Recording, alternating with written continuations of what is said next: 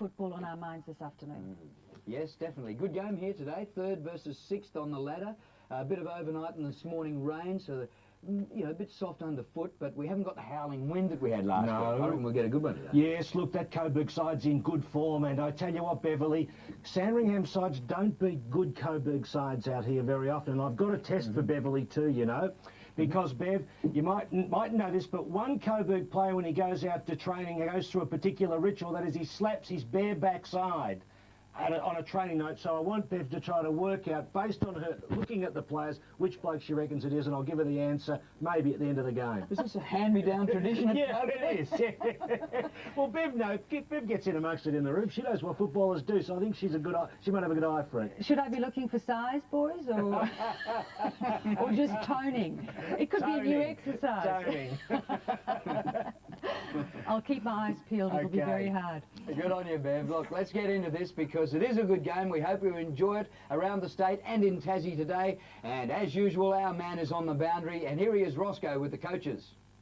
You won't take lightly a cornered zebra. Are they dangerous? Absolutely. I think knowing Graham and the way he goes about getting teams up, a very proud club, one that is steeped in successful tradition. We expect him to come in absolutely firing, and I think it's going to be fairly hot in the kitchen early on. Hudson out with a hamstring, but you've got Cracker back. Yeah, you're right. Hutto, Mills, who have been terrific players for us up forward of late, and perhaps most of the year with Hutto. So the boys are going to have to step up, and Andy Cracker, coming off a hamstring injury, is going to play a bit more down forward than on the ball. So we hope he can perhaps fill the shoes, but most of the boys down forward are going to have to take up a bit of the slack there. Well, Graham Yates, bad period, 3 losses in a row, but depending on the last 4 games, you could finish in the top 4 or miss out on the 8. So important today. Yeah, it's been an incredible year. It's been very even in the top sort of 10 or 12 teams, so anything can happen, and hopefully we'll be able to get a win on the board today.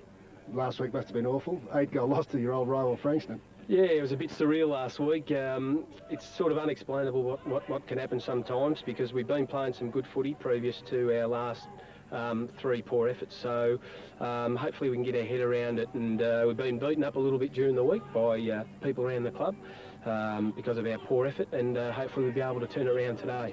With 5 changes. Yeah, we've had 5 changes, but the great thing about that is that we've got some young kids who can come in and give us a bit of enthusiasm and might be able to give us the kick along that we need. So, yeah, we're a bit low on personnel, but I'm sure they're going to give it their all today. Well, let's have a look at the ladder and our 2 opponents today. Coburg 3rd, 12-4, their record, and Sandringham 9-7. But Sandy, having lost their last 3, up until that slump, they were in 3rd place on the ladder, and they've now slumped to 6th. They want to hang on, and there's the bottom half of the ladder. Let's take a look at the goal kickers. Nick Sortner, what a season. He's won the goal kicking the last 3 years. He kicked 8 last week. He's up to 76, and with 4 rounds to go, he could get the ton. Absolutely astounding performance by Sortner. Look at you, just words almost fail you in a losing side. He's just been unbelievable. Hope he gets the ton. That's a good side. Deep Pasquale down back. Talbot there, Drew at centre back. They're one of the best players going around the competition. No Hudson inside 50. Big Paddy Steinford there in the ruck. Looking forward to the game. He tells me to keep an eye out for him because he reckons he's in a purple patch. A lot depending on Templeton and Oakley in that side. Good to see Coghlan back in the backup. A little bit lean. J-Mo in the ruck. Funk will have to do well. A little bit lean that side, but there's enough talent to really take it up to Coburg, where, as I said, they don't always play well. And Ross Booth is on the boundary line. Ross. Drew, yes, I picked Coburg in the record this week, but I like the build-up in the Sandringham rooms. Chanticleers won the toss, will kick with the prevailing wind. Phil, that's to the left of the screen. It's a southerly, and I found your mouth guard out there, because you need one when you mix out there in the public. So here we get underway, and in the ruck, Sandy go forward straight away. Down to Wilson, who gets the hand pass back, and the first kick of the game to Liddell, deep inside the 50. Good mark to Lynch.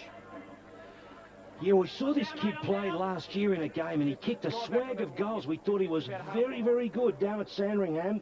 Damien Lynch, only 21 years of age. So that's a good start. They're going to have to work that inside 50 well, the Zebras. The Coburg are not a big side, Drew.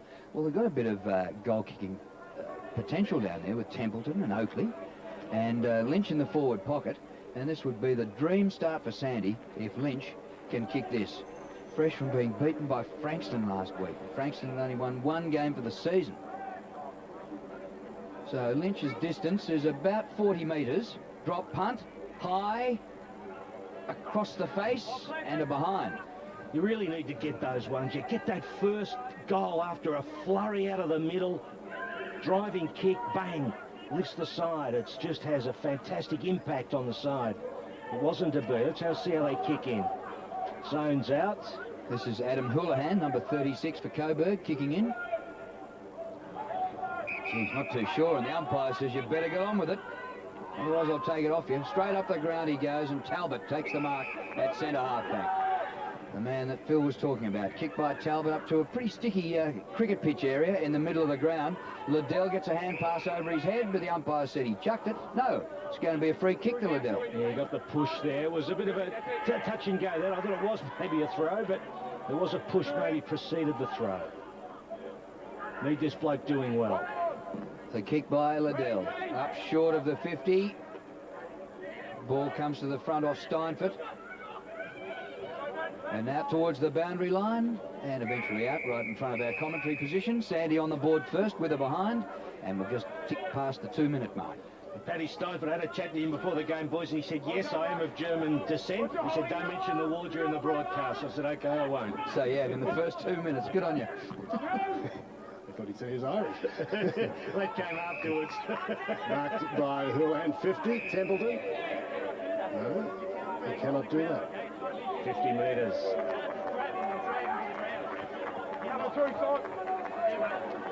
So 50, here's the clear mark. Templeton throwing Houlihan down. There's absolutely no question about that. Big Wearing, Cam. Phil, a black armband. His classmate, Holly Smith, was killed at the Moorabbin Airport on Monday night. So Templeton wearing a black armband in memory of her. Houlihan. Over the top of Taylor. Good mark. Carlson. I don't know if the kick, well, perhaps it was intended for him. Taylor let it sail over the top. Well, they play a fairly mobile kind of forward line, Coburg. You see Houlihan's kick, you'll find mobile running players. There'll be about 4 of them that are potential targets. In the absence of Hudson, they'll still create options. That was a good lead. And like last week, a little bit from right to left. Not much. Might get some showers later today. Very disappointed with that shot, Phil. You with me? It's subtle. He's causing some consternation, Ross. Not stronger than I thought. Nobody's used to it. They're used to the north of it. That's exactly right. Adam Coughlin with the free kick. Outside the 50. Gee, Carlson, that's a free. It's got to come back to Carlson. Now told to play on. Houlihan, his left footer down towards full forward. All Sandringham, but they went up, didn't take the mark. Chance here for Coburg. Ball off the ground and behind.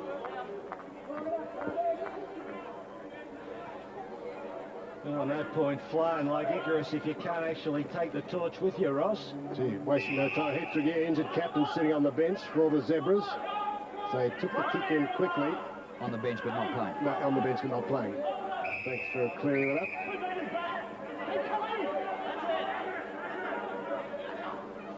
Aaron Rodgers settling things down a half-back. Target is Treloy, stands down. Templeton, big grab. Good start for the high flyer. Was he doing those flying lessons? Was that the connection? It could be. Well, he might have did a bit of low flying there. He did. Taylor gets out the quick hand pass. Weston. Houlihan. McGrath stays down. Good strong mark again from Carlson. Pagan into the hot spot. Nice gather. Edney. The Tigers are on the board. 5 minutes in. Nice roving Craig Edney, Phil. Yes, beautiful setup by Carlson, though, to Pagan, and Pagan's kick there goes over the top. Edney swoops on it and bangs through a left footer. See, they're mobile inside, in their inside 50, Coburg. They're not worried about having a big Lockett-style full forward. They've got medium-sized players. Look at Carlson, slips it in nicely. Pagan just trying to get a target. A lean on here. Over she goes, and you can see it. Brad Miller, that was, just keeping Coughlin out of the action. Carlson's had a good start. One in the ruck by Jamar. Inside the 50 in a big hurry. And turn back out of defence. That was good by Majori. Now midfield, Pagan. Not quite the mark. And now the umpire says, I'll have it. And it'll be a ball up. Interesting match-up in the back half, Drew, with Christian Di Pasquale picking up Oakley. That'll be one to keep your eyes on. Oakley's a big powerhouse. Di Pasquale's smaller, but sleek and classy. Seen marks paid for less than that one. Ball knocked down by Steinford. But Sandy have it, and the kick up towards half forward. Oakley caught underneath the ball. Di Pasquale. And Houlihan gets the hand pass away. Weston, and gets it back, puts it out wide. Biddiscombe, kicked by Craig Biddiscombe, up towards half forward. He was buried after he got rid of the kick. It'll be a relayed free kick against Trelaw. And it comes up to Edney, who's the goal scorer. Just outside the 50, Craig Edney. A lead in short. Good football. Well, that's how to work with a small forward line. Well, that's right. That is dead set right. And Simon Hart there, straight on a lead. That's interesting, you know, Drew, isn't it, to be playing footy like this?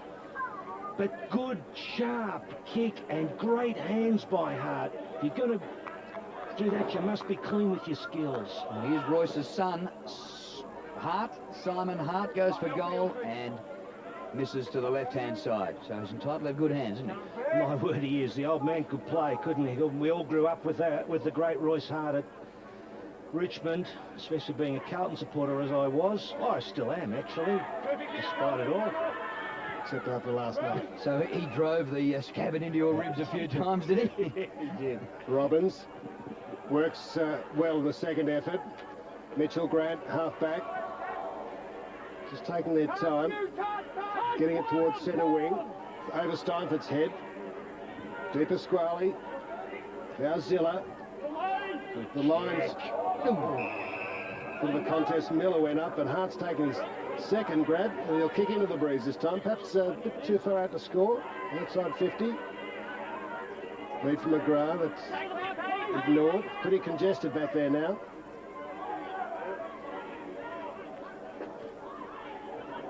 But Carlson's a possibility, lurking near the goal post. Well, how about that? He's learned from the first time. He's kicked it beautifully. Simon Hart. I tell you what, they look classy, don't they, the Coburg boys? They are just playing really sleek football. Their pinpoint passing is terrific. Their hands, the use of handball to create is just beautiful stuff. Well, they've won 5 out of their last 6 games, and their only loss was a 1-pointer to the top team, Geelong. Yeah. And Zilla's kick there on the left side, that was a pearler right into the corridor for Hart to run on. Look at that forward line, quite fascinating. Jamar gets the ball down. Ainley working in hard, gets the hand pass away. Oakley on ball. Funk just outside the 50, comes back to Oakley. Off the left, he goes to full forward. Gives them some chance. Scott Brannigan in the forward pocket. But it's turned away by Weston. Further afield by Hyde. He's had a bit of league experience with Richmond this year. Ryan Pagan, Dennis's son, up towards half forward. Oh, good mark. Gee, that was clever, going in the same direction as the ball, and he has had a great start to the game, Carlson. Now another chance, is it? Crack of the target. He's chopped out of it by Ferraro. Doesn't clear the area. Houlihan, you could see that coming. Edney will have to fly. Look, 4 zebras, 3 zebras up. He's played it free to Coburg. Well, it wasn't caught on camera, Phil. Perhaps you could tell us. Yeah, I did see there was a little kind of shepherd, Ross. Just watch here, a little shepherd out of the action. See it? Oh, gee. But gee, that's soft. Even that is very. Well, you're wrong, umpire. He didn't push him to the ground at all. He actually put his body into the path. There was no hands involved. No, and the question is, what distance? 5 metres? Was he concentrating on the ball? We might have another look in a minute. Anyway. Very impartial, Phil. I'm very impressed. Edney gets there third. And he's second. Hey, Hey, Ross, when it comes to umpires, you know, it is a take no prisoners policy that I do follow. But I can see the point that the umpire's making. The players should have a right to go to the ball without being impeded. Just look for the distance. Now, we're in pretty close. He's just put the Coburg player out. I suppose the mistake the mistake the Sandy player made was he should have just stood in front of him, Drew. He should have covered his path, not knocked him out of the contest. If he covered his path, he gets the same result. He stops the player getting into the contest and doesn't risk a free kick. But bumping him out, the umpire can rule that he was out before the 5-metre distance. That's about all I could say on that, Ross, in terms of the technique of the game. Jack Barker on left of screen. His old mate Cole Shipley will be watching keenly today, but the Zebras, they haven't started well. Jack looks a bit concerned himself. We've got a team that's won 4 in a row. The other team's lost 3 in a row. And that's the way it's opened up, with Coburg making a terrific start. And they burst out of the middle, up inside the 50. Out very wide. Well done by Hart, but his hand pass wasn't as good as his gather. Houlihan, Hart might get it back. Oh, he dropped it. A couple of mistakes in a row. Biddiscombe gets a blind hand pass away, and Liddell grabs it. And a defensive kick straight onto the chest of Houlihan, who waltzes around an opponent again and kicks perfectly to centre half forward. And for Steinford to take the mark, the hand pass on, and Deepa Scully. Not sure what happened there. Didn't go anywhere. The kick is out of bounds in the pocket. Well, he's not a really big kick, Di Pasquale. You see, he's a left footer. He was on the right side to use his left foot, but he kind of overkicked it. It's one aspect of his game that just holds him back a fraction, I'd say. Kicks all right over a shorter distance. So Coburg doing all the attacking into the slight breeze. Scrambled out by Grant. Centering kick. Looking for Miller, but Hart again flying high. Taylor, inventive. Biddiscombe running onto it. Weston into the pocket. Andrew Cracker back from injury. He's had a hammy. Hudson out with a hammy. And that's good for Weston too. Ross, we've seen David Weston quite a bit, to number 4, who kicked that ball. He's been a regular with the Coburg side. Struggled at times to get a game with the influx of Richmond players. So good to see him do well there. Not an easy shot for Andrew Cracker. Breeze right to left, allows for it. Someone likes it, but not the goal umpire. And of course the runner for Coburg today, Ross, the inimitable Vin Taranto, played more than 200 games, legendary for his vegetables and fruit purveying. And freebies for you. Did he hate umpires as well? No. Cracker, Jimmy's son, gets dragged off it. Gathered by Carlson, who's been sensational at the start of this game. And good play here by Weston. The umpire said he went too far. Needed to throw in a bounce. Free kick will be taken by Treloar at left half back for Sandy. They need to get on the board. They've been let off the hook a couple of times by Coburg in the last couple of minutes. But 6 scoring shots to 1. The ball off the hands, out of play.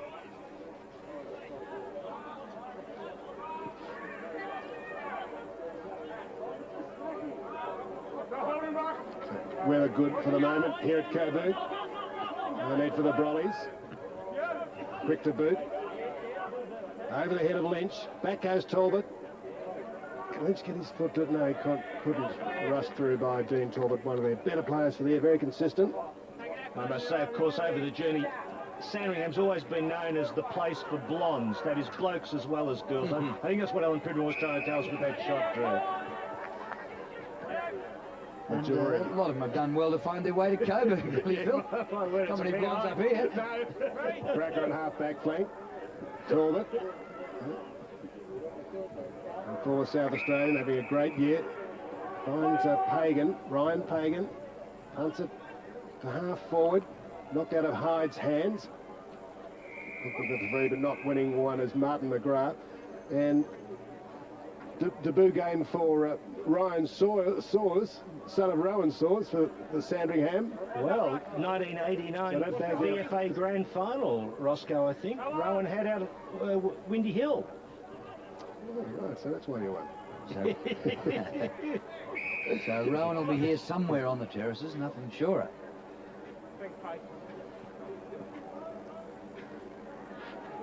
Stephen Ziller in there, having recently been demoted by the Tigers, back to Coburg.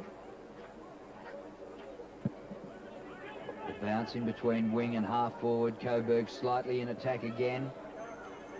Won by Sandy, up close to the boundary line, diving at it Weston. Well, they're off and running now. Over the head of Lynch. Oh, Templeton might have. Oakley off the left, nobody on the goal square. Bounces away from goal and is taken over the boundary line. No score. We'll have a throw. Yes, it's through for a behind. Another rush behind. Well, I thought his arm was pulled out of the contest then, Templeton's. And it was worth a free kick. Majori kicks towards Eddie, turned over, Trelaw. Busy player, Phil, for old Melburnians. Goes at it pretty hard, doesn't he? Oh, for an amateur, Ross, gee whiz, just to line up's a big effort. Just wanted to bait. See if you'd swallow the bait, which you did. Robbins goes to the pass. Good one to Templeton. Strong mark. Well, he's another ammo too, isn't he? He is, yes. God, they're everywhere. They're not really that fond of coming this side of town. They're not ever sure where to park the old man's Merc. But I did, the Sandy Blake said, I've parked it safely, Phil. He told me from the grandstand. I said, I ain't safe in this car park, mate, I can tell you. What about Andrew Thompson? He goes okay for St Kilda. Yeah. Oh, they're learning. Oh, it's taken 100 years, but they're grasping it. There we are. Previous club, old Brighton, he had a run at St Kilda too in the under-19s. Cam Templeton back from suspension. God, kick. Well, took them 17 and a half minutes to get their first major. Gee, that's a good kick, isn't it? And a good grab too. When he's flying, this bloke, he just does some big things. How's the way he's put? Robbins has slipped it up. Just have a look at he's got an unusual way of grabbing the ball. It's just like that's taken him right in front of his eyes. He's a really big man. But look at the umpire. Fingers forward. Yeah, it's always just like, it's a really odd sort of approach. Alligator jaws. Well, that's good for Sandy that they're on the board. Ooh, down goes Steinfort, who is assistant coaching as well as captaining and playing in the ruck. He's loving his time here too, the big fella, Paddy Steinfort. He really Phil, you'd look talks good one of those. Yeah, well, nice colours too, Ross. Bit of blue and red. Jamar fights hard. Cracker's in the middle there somewhere. But he's beaten to the punch by the punch. Liddell gets it out of the middle. See, the Comes to Di Pasquale. caught on his wrong side, Drew. Talbot. And out of defence by Weston. Up towards centre wing. The mark taken by Trelaw. Sandy just going a bit better in the last couple of minutes. Kick by Trelaw towards the 50. Templeton underneath it. Oakley runs on, but the ball's not coming to him. Good mark by Houlihan in the pack. Showing a bit of dash, this boy, isn't he? He's had heaps of it. Clean. Vardy gets the hand pass to Biddiscombe. A wobbly old kick. Not good for the forwards. And getting back there is Coughlin, number 23. Happy to see the line. So he's a happy chappy. Yeah, he's been a pretty good player over the journey, Coughlin. Bit of injury restriction this year. Not a bad crowd starting to emerge on the terraces here. Yes, finished their lunch. Well, Coughlin down back today, Phil, but played it in attack a bit for the Zebras this year. Yes, Ross, and I reckon last week, there was a lot going on the terraces in that game, the big game against Frankston. And what about Nick Saltner? Another 8 goals. What an astounding year. Yes, he's up Puts to him 76. Yeah, puts him up with some of the great full forwards, over the journey of VFL history. Steinfort takes it out of the ruck. Mitchell Grant. Liddell couldn't get through that. Strong tackle. Well, yeah, the way he's going at the moment, he'll get 24 in 4 rounds to get 100. Well, it'd just be so good for the competition, too. There's Alan Richardson. He's going to be on his best behaviour today, he told me. There'll be no expletives in the huddle. And Shane Smith got 8 last week for Springvale, so 2 goal kickers in form tomorrow. Trelaw now seems to have swapped wings. Coaches have been in the spotlight a bit in the last week. What about Izzy at Geelong? Didn't have a go. Well, I reckon that bloke got off light, that Geelong player. As well, he didn't jump through the glass and actually garrot him. Oh, suspended. It's terrible. Oh, God. Sanitising the game. There's Weston on all fours. Oh, that's a free kick to Cracker. No whistle. Thought he was going to ping him for holding it there for a minute. Yeah, it's a tough gig being a coach, isn't it? You've got to sit behind glass and got some numbskull giving you carry all day, and the minute you stick 2 fingers up, you get benched. Didn't he mean it too, has he? Boy. Never seen him so emotional. No. Oh, that's just about a throw. They're allowed to get away with it. That's Taylor, Garth Taylor, former Fremantle docker. Comes to Wilson. That works okay for Funk. Hand pass in. Ooh. Oh, Phoebe. I hesitated because Stephen Phoebe has come back to the VFL to get some games, hopefully prior to an AFL return. And we thought he might be in 20, but he's turned up in 37 because apparently number 20 didn't fit. Yeah, I think he started at 20. It's in the record, but then he's changed to 37. Caught me too. Didn't fit because it was too big or too small? Well, Fifth Amendment might ask for that. No comment. It's a great contest. Up or bulk down. So, Ross, that Di Pasquale on Oakley's a great contest down the left of the screen. No go there. Jamar and Steinford. Shows the versatility of Di Pasquale that he could take on. You know, Oakley, who's a bigger player, he's strong, but Di Pasquale wearing him, able to punch the ball away. So we'll keep an eye on that one over the course of the Does he game. play tall, Phil? Di Pasquale? Well, I suppose that's the point, that he actually can. You know, I'm not so aware of him actually doing it, Ross, you know, but today, maybe that he has done it before, but it's a really interesting matchup. So the Zebras, well, their season could end awfully out of the 8, or if they regain form, they could maybe make the top 4. Oh, there's a push by Robbins after the whistle's gone. And by Chris Cameron's awarding the free kick to Mark Jamar in the ruck. And Phoebe. Good kick. Looking for Coughlin and Templeton.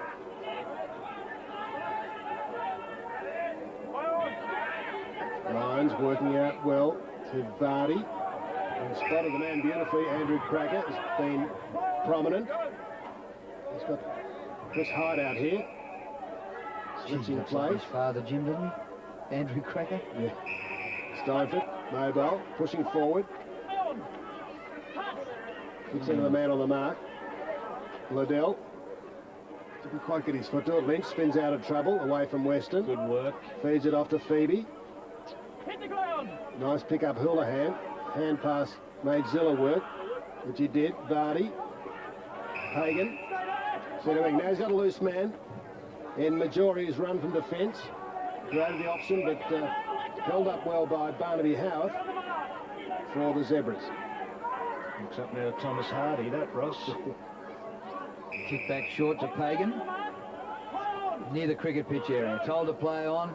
So just hoists it pretty high. Not great for the forwards. Heads punch to the front. There's Andy Cracker. Crunch to the ground, Di Pasquale. Oh, geez, good tackle by Pagan. And Hart in there as well. The ball towards the boundary line and out of bounds at centre wing. That was a great bump by Oakley. I don't know if we'll spot that again, but that was a beautiful bump that he laid on Hart in the contest. Really laid the hips in hard, kept his feet. You'll see it here, I think. Is it just in here? There it goes. Yes, good stuff. And he gets the ball out too. Zilla gets it away. Weston, the hand pass away to Hyde, who goes short with his pass to Edney. He's deep out near the 50, beats a man beautifully, gets to about 40. Edney for goal, shepherded through, full points. How's he going? Pretty well. 3 goals in the first quarter. And he just made mincemeat of the opposition. If you haven't, we do have another look at this. You just learn what you should do as a defender. You've got to keep your man set back. Look, the minute the player, Ferraro, goes past him, he's out of the contest. You just can't do that. You've got to let him go. You've got to retreat, so you cover his space. So he can't come around you, or he's got to go around you. Beautiful footwork, wasn't it? It was great, Ross, yeah, it was tremendous. Well, it's all the Tigers. Jamar trying to correct things. Lynch gives it off. Phoebe in the middle. Lynch again. Chance for Howarth, but He might get a second chance, but the Tigers, I should say, clear. Back to Phoebe, tackled, just got it 15 metres to Wilson, and they worked hard to get that to centre half forward.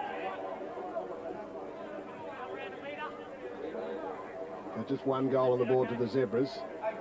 With the breeze, Wilson can make it too.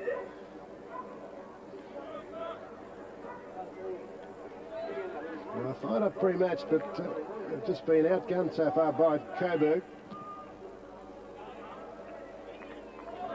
Kick looks good off the boot. Yep. So there's a little bit of a breeze advantage that way, and it was a good kick for their second.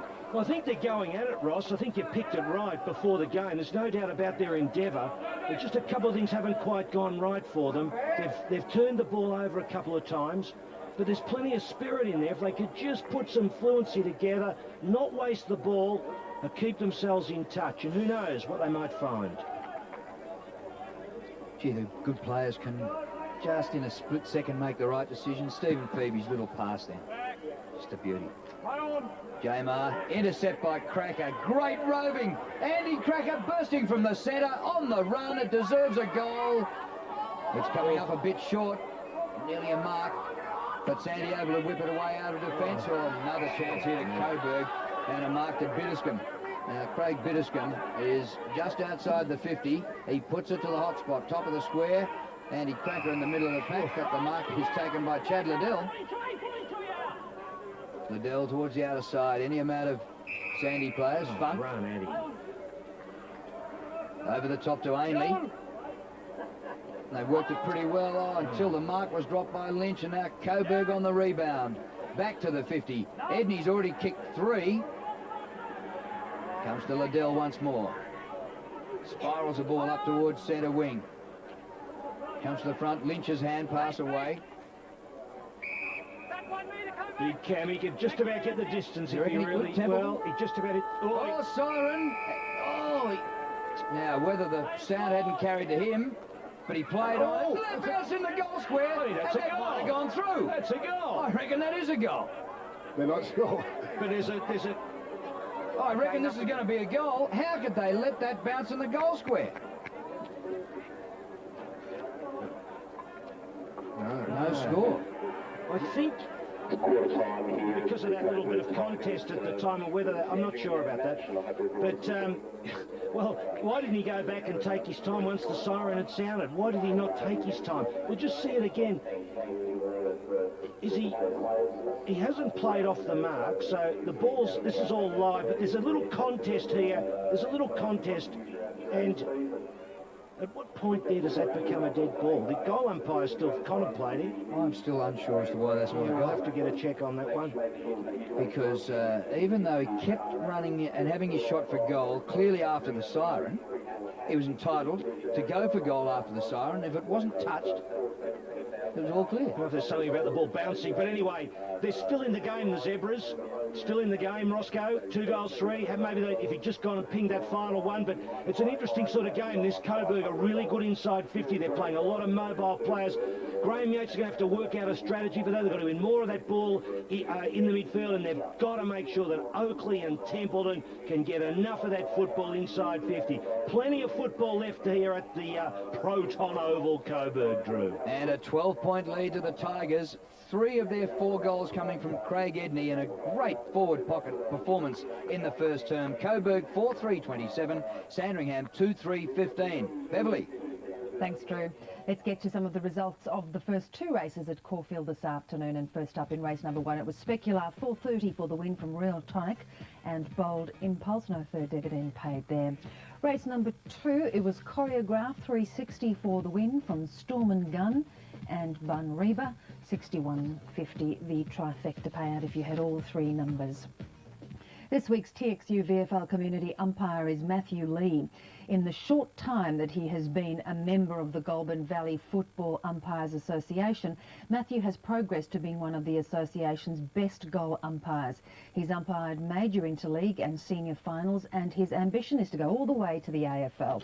Matthew is well regarded as a member of the association and the local footy community, so well done to you, Matthew. And if you're interested in becoming an umpire, you should contact Football Victoria, as we had that number on the screen just before. Now, before we go back out to Coburg City Oval, the curtain raiser today between Geelong and the Murray Kangaroos has finished.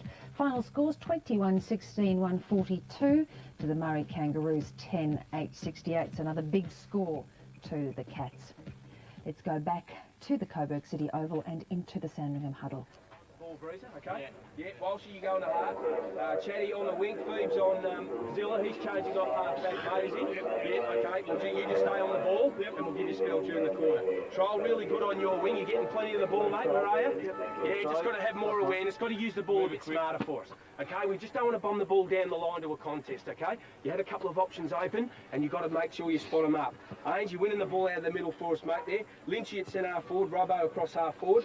Tempo and Jocks there, really presenting hard to the footy Tempo. You're giving us a strong contest there too. Jocks in the goal square. I want you to play hard out of the goal square, Jocks. Okay, so we need to get the ball in. He's got a height advantage down there, so let's get it in there quickly. Barn, just roving in the forward line, okay, mate. Need you moving around. That Maguire, you run off you all the time, so really be smart there. The big rushing in the ruck, doing a good job there, mate. You're getting your hands on the footy. Roscoe, started to come into the game, mate. Started to come in the game and head on the ball. Aaron, Ryan, Tommy and Timmy. So we'll just let it go there. Phoebes and Mark on the ball. Okay, so you start on the ball, Mark, because Taylor will probably start there. So you start forward, so Ross, you start on the ball, okay? So we understand that. So Ross, you start in the middle with Phoebes and Owners. And Owners, you change with Ed Wilson when you can. And Robbo, you have a change with Ross. So just our diligence and our manning up, our capability when we get to the footy, we've got to be smart. We've got to use it a lot better. We're just blasting the ball away into our forward line. When we set up well and we present, our forwards present to the ball, we're kicking the ball nice out in front and we're marking the footy. It's the smart way we use the footy. If we're going to just bomb away, we're not going to assist our forwards. So we need to diligently run the ball through the middle of the ground and get it to our presenting forwards. If we're in any doubt, if we're under pressure, we kick the ball long. But we've got to have some presence about us, some understanding that we just don't give the ball up. We've got to have a look, get our eyes open, make good, smart, quick decisions and move the ball onto advantage. We've got to get the ball moving quicker. We just need a bit more run out of our backs. Okay, they're huddling back and presenting to the ball. So when we win the footy, we want to put the pressure back on them with our run and counter attack. So we need numbers pushing past the footy. We give the first handball and then we run, we get the ball in a bit longer. So we've just got to be better with the footy. We've got to be smarter. We've just got to go and hunt the ball a bit more. And midfielders going okay. The rushing, really jumping up high, giving us a good strong... Got to be smart, fellas. Like I say, their backs will run, so we've got to run. We've got to counter their run with our counter run. Okay, so when we get the footy, let's be smart, let's overlap, let's get some pace and run into our game. Let's get some urgency in the way we use the footy. Let's play nice, strong one-on-one footy in defence. We come at the ball first. We go and win the footy, and we take them on. We take them on, we win the ball out of the middle. Got to be aggressive, got to attack the ball with every bit of energy that we've got in our body. That's plenty of the footy. We've just got to use it a bit smarter, have more awareness when we're in possession. Have a look, don't just blast the ball away. To the middle. Be smart. Awareness, look up, use it, you share it with our hands and then we get our run going because they'll just sit back and we can pick players off if we're smart enough. But if we're just going to get the ball and blast away, it's not smart footy and we're just playing into their hands. So don't allow them to get the footy, we maintain possession. When you've got the footy, we own it, we control it. We're smart, we get the advantage. Come on, boys. Working together, work together. Well, here are some highlights of the first quarter, which would indicate that they didn't quite get as much of the ball as the opposition, and the stats will bear that out. And little Edney, well, 3 goals from a forward pocket in the opening term from 4 kicks only. What a start. Oh, fantastic play. A mobile Coburg forward line, just working nicely. They're tough things to work, though. Mobile forward lines like that are good, but they can come unstuck if you've got a couple of quality defenders who just keep marking the football in there or put some pressure upfield so they can't deliver as easily, Drew. You can deal with those sorts of forward lines. They're probably many times easier to deal with than a couple of key forwards. But interesting with Graham Yates. Yates sounds like a coach under pressure, I thought. You could see he really trying to egg them on to... And he knows they've got to be smart. If they don't use the ball well, they'll fall out of the game. He's put a lot of store in this bloke, Templeton. He's a confidence player, Tim. He's a key target up there, and he's got to. They can't afford to turn it over. So you look at about 70 possessions, and you've made the point, Drew, about the number. Look at that, 70 kicks, handballs to about 46 by Sandringham. That's a lot of discrepancy in a game such as the inside 50, more to Coburg. So that gives you a bit of an idea about where they're going. And Roscoe, we were in with Graham Yates. I felt that he was trying to urge them on, but you got the feeling that he knows he's under the pump. What about Coburg? I reckon they'd be pretty relaxed. Yeah, they were happy, but Alan Richardson reinforcing that to keep the pressure on Sandringham so they will continue to have self-doubts about themselves. Went to the umpires, reluctant to discuss the issue, but under persistent questioning, unlike Helen Clark, the New Zealand Prime Minister, they did talk to me, and they said that the ball originally didn't cross the line, and the second movement to sort of knock the ball back, the ball rested against the post, so it really was a second reaction, so no score. Good get. And the stats there, Drew, what do they tell us? It was a good get, but I'm not sure I believe the explanation. And here come Sandy, first forward from the centre bounce. But Talbot gets back there for Coburg. His hand pass puts his teammate under pressure. Comes back to Talbot. Another hand pass, putting Houlihan under pressure. And somehow that ball has stayed in. Pagan gets a little touch. Taylor gets it up to Houlihan. And that's good use of the football. And they're out of trouble. Mark to Hyde. Chris Hyde. Down the line he goes towards centre wing. Oh, big fly, but punch away by Breeze. It comes to the front. Edney again, who was a star in the first quarter. The kick to the 50, and a good defensive marks taken by Coughlin. With some of the stats in the first quarter. For Coburg, Weston, 9 possessions, 3 kicks, 6 hand passes. Pagan had 6 kicks. Houlihan, 9 possessions. Edney, 4 kicks, 3 goals. For Sandy, Liddell, 8 possessions. Trelaw, 5. Lynch, 5. Oakley, 4. Yes, and Ross, of course, Helen Clark was being interviewed by Richard Carlton. I think that makes all the difference. It wasn't Richard Carlton, was it? Well, not the one I saw on Foreign Correspondent, it wasn't. Oh, that was the other one. Yeah. I was watching the ABC. Here's... Not Richard Carlton. What's that bloke from, the current affairs show? Is it Carlton someone? No, David Hardacre or whatever. Here comes the Zebras to Mitchell Grant. Gee, you're putting me under pressure, Phil. Steinford. He's holding the ball up, but you don't pay that. That is a shocking decision. Have a look at this one again. The big bloke takes on the player. He should be punished for that, Drew. Look at him. That's a free kick against him. Oh, God, that really upsets me. It was a great tackle. It was a great Not sure tackle. about the free kick, but a great tackle. I'll tell you in a minute what I think's wrong with it. Yeah, I'm with you, Phil. You know what, Drew, because he had a chance. He took the player on knowing that he was going to run into a tackle. He had to make a decision, get rid of the ball. He said, no, I'll take you on. And he got wrapped up, and Liddell had to take the punishment and the risk, and he should have been rewarded. You make a good case. No. Conflict of interest with Phil Clear in that one. Templeton, what's he been? He's 1 of 3 being held. Attention. Is this how you won debates in the Parliament? You just thump the desk louder and harder than anybody else. Oh, well, occasionally. But unlike this in the House of Reps, Phil, the speaker doesn't turn off your mic. Perhaps who could. This is a big kick, and this bloke does know how to bang him through, I tell you. It's kick 1.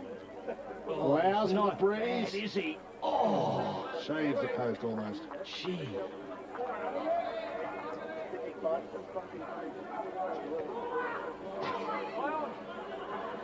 Yeah, that's a good look. Frank Zappa. Weston. We've got Christy Hine playing here today. Houlihan, inboard. Zilla, Bitterskin. They're running well from defence, the Tigers. And Talbot on centre wing. Pagan on the run. And a hand pass, good. Hyde, touch play on. Oh. It comes to the front. Well worked by Carlson. Cracker outside of his boot. But he failed to put the banana on it. He put an apple on it. And it's out of bounds. Didn't get close, did it? So Andy Cracker's had 2 shots at goals for a behind and 1 out of bounds. This is Coughlin. The whole length of the ground they've got to go. Oops! Stephen Phoebe. Oh, yeah. That was a shocker. Comes to Ferraro. And good mark taken by Martin McGrath. From just forward of the wing towards the 50 at the back. Hand pass comes out to Taylor. He goes to ground. Now Hart back to Pagan. Very high ball. He says, mark that, you forwards. Edney gets high. Oh, you don't mind. Oh, how's he going? Gee. That is fantastic by Craig Edney. Not entitled to take a mark at his height like that. And he ends up taking it with his back to the football. He's actually turned pirouetted before he takes the mark. Well, that is a candidate for the TXU power play of the day. He's about my height and he got up about 19 feet. He ought to be buying the Tats ticket or punting on your horse when it bobs up next, because he's on a purple patch. Oh, this for his fourth. And never in doubt. When's the last time you saw a bloke come in like that, jump forward for the ball, but actually pirouette as he gets there and then marks it with his back virtually to the direction the ball's coming? It was either in the diving or the gymnastics. Yeah. I'm not sure, one of the two. You've been watching that stuff, have you? That's right. Yeah, you're a worry. Have a look. Just see what I mean here, though. Watch him turn. He comes through, then he turns. Now, you don't mark the ball like that, do you? He stole it. Dear me. 4 goals to Craig Edney. Jamar uncontested. Didn't get the second one. Liddell, wrong foot. Hillhands mopping up there very well for the Tigers. Catch long. Here he comes. He's in front again, Edney. Michael Clark content to send Edney the ball over the line. What a shame. You know, he's been in the seniors a few times this year, but he keeps on coming back because at the top level, he just looks like a primary school kid. Physical strength. Even look at him now. He's limping too, Drew.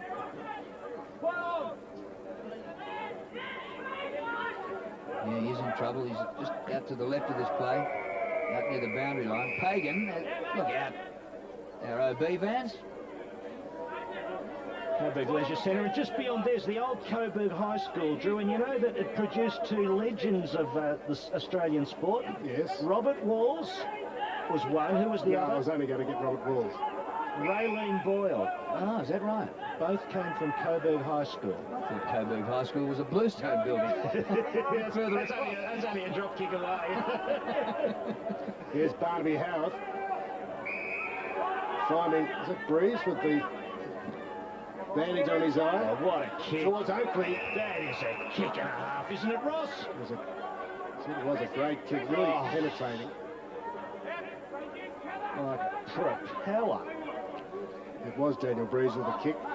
Gee. So Oakley was up the other end, but I wonder if he's just tossing the grass up to test the breeze. Really important kick to just stay in touch. They're really under the pump, the Zebras. Big trip up from the Beach Road Oval, cross town, into the northern suburbs, Ross. I better go to Subiaco, Phil. Those trams up Nicholson Street, though, they do get in the way. Wobbled by Oakley. Well, Nick Walsh, perhaps.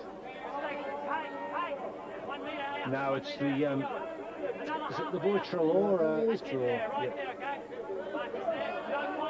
I don't think it's Trelaw, but it's a Trelaw look-alike. Trelaw. It's Aaron Rodgers.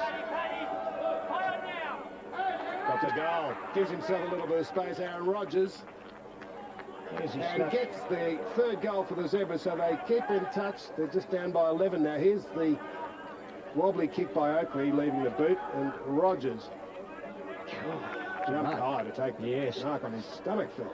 Well, and indeed, you know, to make this point about Coburg, they're not tall either in defence, or they've got Vardy in the back half, and they've got Talbot, but they're not real tall at either end, and so those little possibilities do present themselves. Jamar, whom we heard referred to as the Russian in the quarter-time address. Isn't that a great concept? Yeah. The coach talks about the Russian. And all the players say, yeah, Russian. You know, it's probably not politically correct. We shouldn't be calling blokes like that, but everybody was on top. He's the man. There he is. Mark Jamar, number 40, in the ruck against Paddy Steinford. The Russian and the German. It's a great combination. And Chad Liddell over the top of both of them. Zilla, Biddiscombe, just gets the hand pass away. Taylor, kick by Garth Taylor out wide. Edney was on a good lead, almost dragged in another mark. And the ball whipped to the boundary line by his opponent, Michael Clark, out of play. How many opponents has he had? Clark didn't start there, did he? He's done well to stay there if he's had 4 kicked on him already. He's probably had a couple of opponents already. There's Stephen Phoebe getting the hand pass away. Now a chance for Trelaw. Up towards centre wing. Coburg with the numbers. And Funk was swamped. Houlihan over the top. Out of play. So Sandy in arrears just by 11. Jamar just tries to and does. Well, almost had the front spot. Steinford, an edge in height, won it. Phoebe got it out miraculously, but stolen by Biddiscombe. Out to Trelaw. Got some pace. Good kick, Templeton in front. He's edged under it. No free. Hyde. And Miller for the Tigers. Finds Andy Cracker. Centre wing. Good kick looking for McGrath. He's pushed underneath it. The umpire right there, though, said, OK, Ferraro takes the kick. Yeah, nothing in that, Ross. Just a lean. Ferraro out to Funk. Going for the bounce. Ross Funk didn't quite come back to him. He's in trouble. Zilla. Biddiscombe. Oh, Funk, good heavens. Hand pass to Garth Taylor. Beats a couple. Off the left hand, pretty good, to Weston. And now he's lost it. And now Sandy able to clear. Good Liddell, the get. best bet. Couldn't quite complete the mark, but does well to make sure the ball's not going anywhere. And then sets up Templeton, who goes to ground. Touch play on off Nick Walsh. Out very wide, still outside the 50. He's getting a lot of the ball, Trelaw. And losing it at the same time. Weston to Zilla. Biddiscombe. And the kick very wide, and on a wide lead is McGrath to mark. Outside 50. Puts it at the top of the square. Cracker, good use of the body, just like Father Jim. Yes, we had Clark really out of position then. Clark was just in too far, and Clark had to just go really hard back and unsettle Cracker if he was going to keep him out of the if he was going to stay in the contest. Wasn't to be. So the spotlight on Clark again. He's having a tough time, but yes, well, he's going to have to learn a little bit. so Cracker for goal. Pretty tight angle, no distance. And it's a good-looking kick, but not good enough. They reckon he kicked. Look, they actually think he kicked the goal. Yep, he does. But actually the score will show that Andy Cracker's had 3 shots at goal for 2 behinds and 1 out of bounds. Ferraro on the end of it. He's going to switch play. Oh, close to out on the full. Very close, but just inside by Ainley. Keep it out wide again towards Liddell. Lead from Robbins. Nothing much else except something in board. It'll have to be good. Phoebe gathered well. They get out of trouble. Ainley around the tackle. Now they're free. Michael Clark got some space. Trying to make amends. Templeton way up the ground. Now hand it off to him. To Clark, who's still running. Deepest rally, edge down Oakley. Well, there's a good contest we've been looking forward to. Vardy. Good hand pass into Weston. Wobbles a kick. Man of the moment, Edney. Heads up into open territory. Taylor and McGrath, 2 Tigers there, but well won. Ferraro. Didn't get enough boot on that. Ainley. Clark sitting underneath it. Back goes Edney. Clark did well. He was out of position. Good inboard to Stephen Phoebe. Didn't look. Should have come inside. Houlihan. Told to play on eventually. Kick by Houlihan across the half-back line to Vardy. Now he straightens them up. Good kick. Majori and gets support from Steinford. Steinford's kick to centre half forward. Climb over the back by Carlson, and a kick for goal just slews away to the right-hand side for a behind off the boot of Taylor. Phil and Drew, Garth Taylor, that was almost the first clean possession. He's been having them all and sort of been slipping through. He needs some resin. Did they still use that, Phil? I think they do, Ross. The trouble is some blokes get their hands stuck to their heads when they use it. All right. Clark receives from Liddell. Houlihan reading the play very well, getting a lot of those balls sweeping across half back. He's way up on centre wing now. Cracker's the target at half forward. Oh, beautiful kick. Beautiful kick. Here's a lead from Hart. Cracker ignores that. Goes for the torpedo. Could go all the way. Coughlin there, though. Whoa. He's got it. Well, that's 5 goals to Craig Edney. And talk about slippery fingers, that went through Coughlin's hands like a piece of soap. Edney has 5. Well, have a look at this. What's the call on Coughlin? You know, he's usually a very, very defensive player. He punches the ball. He took the punt on the mark. He had another option. Watch this. He could have banged the ball with his hand back through the goals. Just look at where he is. If he bangs this ball through, bangs it through over the top of the player, he gets a point out of it. But instead, he tries to mark it. He keeps it alive. You'll see it again. And that's what you get. This is what they talk about 1% probabilities and the like, and you pay. Well, Edney's just having a day out here for Coburg. Western out wide to the wing. Bitterscombe giving chase, wanting to keep it in, wanting to keep this good footy going for Coburg. The hand pass into Pagan. Pagan to the 50. Is it a push out? No whistle on the play. At the back, Taylor. And a throw in. 19-point lead. It was 12 points at quarter time. And here we are, 16 and a bit minutes into the second quarter. Comes to Pagan. Good kick to the goal square, and anywhere near the direction of Edney is good. It comes to the front. Zilla! Oh, what? Oh, it hit the post. It did. And actually, from that angle, it nearly hit both posts. Well, the umpire in the action down there, the goal umpire, lots of decisions to make. Yes, well, the explanation to you at quarter time, Russ, I think you went a bit soft. I don't think you actually got into your fair dinkum interrogation. Coughlin finds Liddell. I'll just let that go through. Let him get away with that. Good running from Moore. I hope he'd take you to the magistrate's court when I'm in trouble. Trelaw pops it up. Rogers is in front. Saws on for Mitchell Grant. Talbot mops up. Liddell sitting pretty. He'll go for the big leap and take. No. Almost a specky. Phoebe mops up. Soft is caught. Gone. Penalised by an umpire. Hart into Faye. No, it's not Faye. It's Miller. Liddell goes in, fights strongly. Hart overran it. Up by Ferraro. And Phoebe gets the Zebras out of trouble. Trelaw, gee, certainly busy. Kicks on his non-preferred foot well into Templeton. He puts his equally good on either side. Templeton, as he does often, looks inboard. Looking for Jamar, didn't go the ball. Didn't matter anyway. Bitterscombe had it. Good running. Out wide. Western. Can he find a man? Leading short as Taylor, but that's ignored. Give Carlson. Now chance Taylor. Oh, behind Hart, the hand pass, a bad one. And Ferrara has it for the Zebras.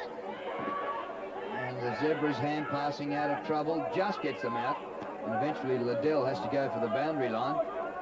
Going backwards a lot, you know. They're not able to really go forward and get neatly into that corridor to put some pressure on Coburg.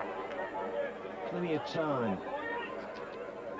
The changing face of a interchange box, Roscoe. Yeah, and the trainers in particular. 6 goals, 6 to 3-4.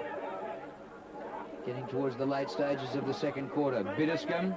Here's Edney on a sprint. Another good mark. He's too far out to score. Oh, but the hand pass is fantastic. Into Majori. Majori kicks it. Yes. And Edney, when he's not kicking them, he's setting them up. That was good, wasn't it? Majori would be very, well, he not only would be, he was very excited. You watch him, he jumps in the air as that ball goes through, and Edney waits till he gets his man right. And look at Majori, I think you'll see him. There he goes. Look, he's about... Yeah, there he goes. The second one. Up she goes. I've got it now, he says. What a good mark by Edney. Oh, his speed. And he waits. Look at this, Drew. He just waits till he's got Majori just in front of him, you know, and the handball's beautiful. Sometimes blokes handball too early, and the bloke has to then negotiate another player. That was superb. 3 goals to 1 in the term. To the Tigers, they increase their lead. Out to 26 now, looking dangerous. McGrath in there. Weston, was it? Found his way.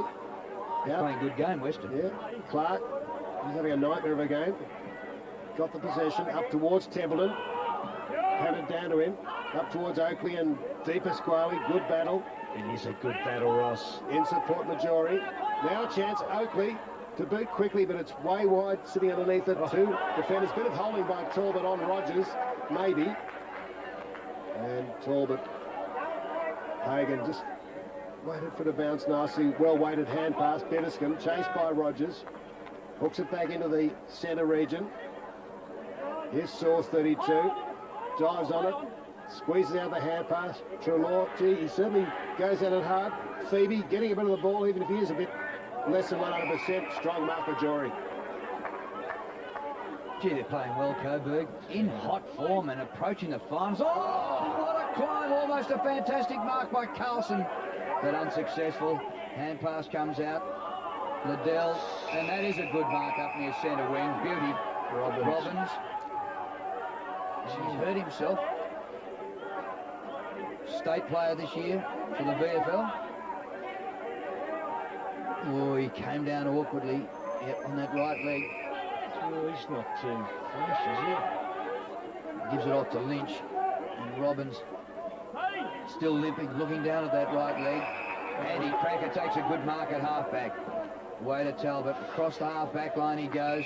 Bitterscombe, look at the run here. Houlihan, a lot of players here with AFL experience. Houlihan just beats a man. Edney draws a couple, gets them away from his teammates, and it's worked beautifully. Pagan a good pick-up, puts a hand pass out wide, might yet get it back. Now Taylor from the forward pocket. Oh yes, sirree. They look awesome. But it's just their running players that are really winning the game. The big blokes are not having a big say in the contest. But at ground level, they're terrific.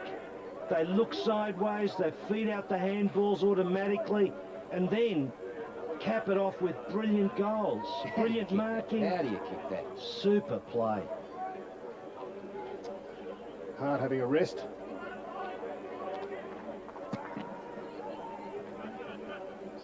Steinfort. Hyde, and here come the Tigers again. Cracker. Wide looking for Flaherty on for the Tigers. Edney, nice pick-up. Weston. Awkward kicking style, searching for Pagan. Down goes Carlson in the tackle. Steinfort wants a free. The 2 captains there, Steinfort and Chad Liddell. Liddell breathing hard, he's working hard in defence. They're under pressure. I think Paddy Steinfert's just been told that he's got to go up under the blood rule. He had a big smile on his face, but you must be kidding. Oh, and Jamar's going off too. He knows the signs.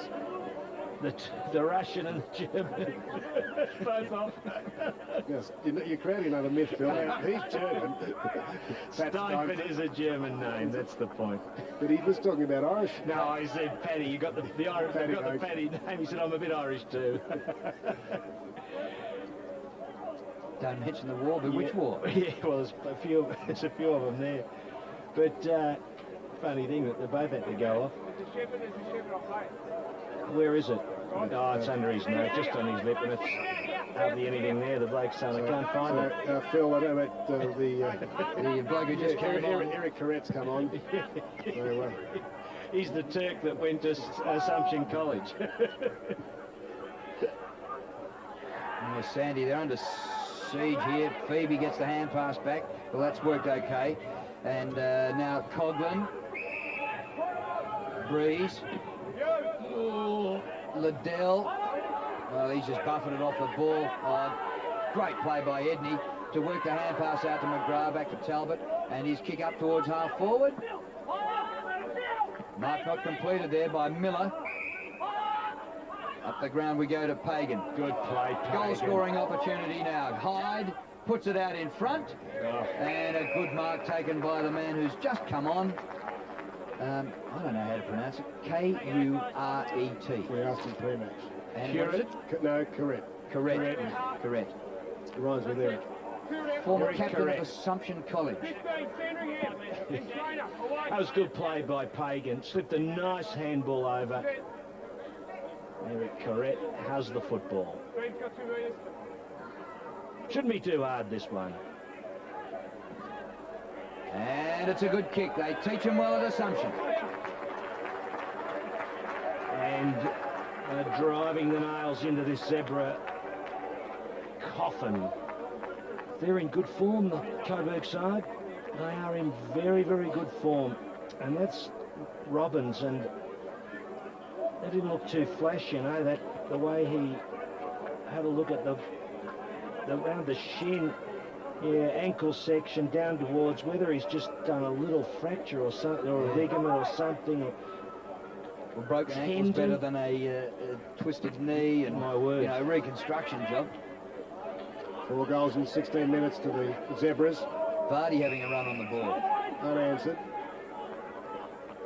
because you've got Steinfort still off the ground.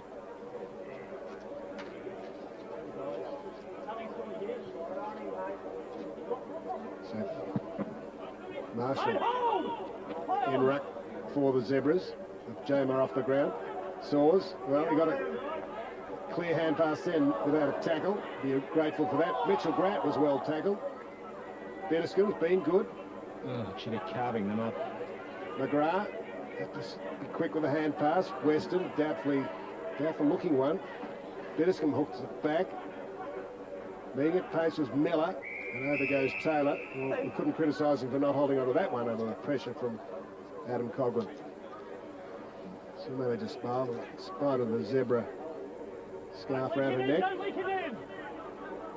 Been 5 goals to 1 in this quarter for Coburg, and they came into the term already leading by 12 points. So they've stolen the march on the game, leading 9-6 to 3 goals 4 in time on second quarter. Close to half time. Ross Funk holding his head.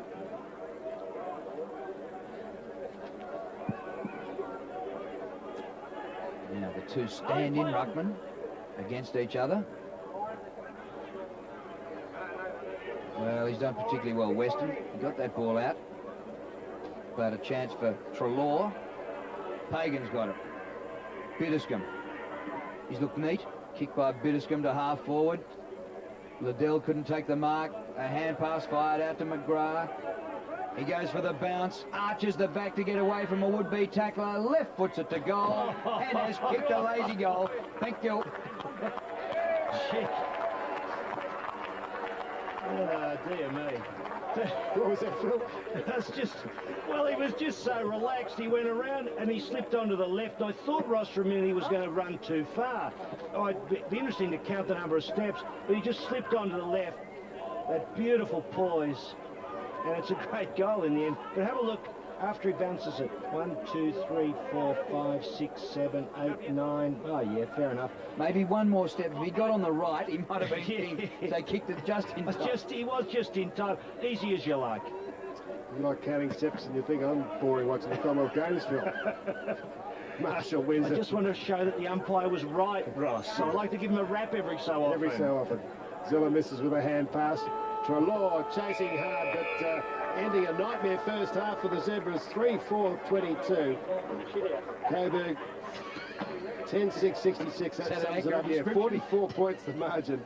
5 goals unanswered in the last part of that quarter. Well, Ross, it's live TV here, and people out in the outer do have a particular way of talking about football. And I think we just got a bit of the idiom there from someone out in the Sandringham crowd and described it better than I could, because they're in deep strife, the Zebras. But this Coburg side, they are playing beautiful football. They're too sleek, they're too sharp, they're too fast. It's all at ground level. It's not been a game won by the big blokes. They're in amongst it, the big blokes. Steinfort and Vardy and the like have got jobs to do, and you see the pair of them. But it's been all those medium medium, small running players. Gee, Pagan's been good too. Lots of setups. Cracker coming into the game. Houlihan, fantastic. Of course, Edney has just been the pearl down there in the forward half. Kicked some miraculous goals. And what can the Zebras do? Well, they're just getting outclassed today. Pure and simple. I don't know that Graham Yates can do much about the onslaught. He's going to have to try to get them to straighten up, keep the ball in the corridor, try to get more out of their key targets, and maybe they're a chance. As you see the goal kickers, well, Edney just been absolutely astounding. Templeton been good on the other side. Drew, a lot of work ahead of the Zebras. Haven't they had some fun on that Coburg forward line today? Yeah, terrific first half of footy, and it looks as though Sandy are headed for their 4th loss in a row after at one stage being 3rd on the ladder, and they are tumbling to perhaps out of the 8. Seems inconceivable, but they've got a lot of work to do in the second half here. It is 10-6 to 3 goals for, and a 44-point lead at half-time to the Coburg Tigers. Beverly. Thanks, Drew. Not impossible, but a big task, as you say. Let's get to some of the other sport that's been happening this afternoon and to racing, and we'll go to the closing stages of race number 1. Into second placing now. Real Tonic is chasing him. Woody Woodpecker's run his race. Multi-Luck is battling, and then 2 behind these. Bold Impulse, but Specular into the straight. 1 to get over. He leads by 3 lengths. Real Tonic up into second placing. Here's the last one though. Specular with a beautiful leap. Led Real Tonic. A good battle for 3rd. Bold Impulse getting going again on the outside. Woody Woodpecker and Multi-Luck fighting that one out, but Specular is racing away and he'll win it easily. Specular and Bill Williams down to the post by 3 lengths. Real Tonic second. Bold Impulse got up for 3rd, falling. So a comfortable win to Specular. 4:30 for the win from Real Tonic and Bold Impulse. Here's race 2. The home turn, and it's Choreograph doing it pretty well into the straight over Storm and Gun. Bun Reba Argonaut swung wide. Striking charge on the rail and then Tricolours, but down past the 250-metre mark. Choreograph by over 2 lengths. In second placing, Storm and Gun battling away, and then Bun Reba. Tricolours pull to the outside, then Striking charge. Choreograph clear with about 50 metres to go. 3 lengths to Storm and Gun. Holds him comfortably, and an all-the-way win. Choreograph beats Storm and Gun by a little over 2 lengths. Bun Reba 3rd, Tricolours 4th. So there you see the final placings. 360 for the win on Choreograph and 61.50 the trifecta. Here's race 3. On the straight from Lady Sophia, and Vega show wider out. Crystal Decanter next getting a run near the inside. Cleared a Romantic Flyer, and the rest are headed by Xana and Regal Test. Crystal Decanter got through at the 150, hit the lead now. From on the outside, Lady Sophia. Romantic Flyer's running on. Crystal Decanter's about a length in front though, 50 to go, holding them out, and Crystal Decanter, a winning debut performance and a good one, beating Romantic Flyer 2nd and 3rd placing.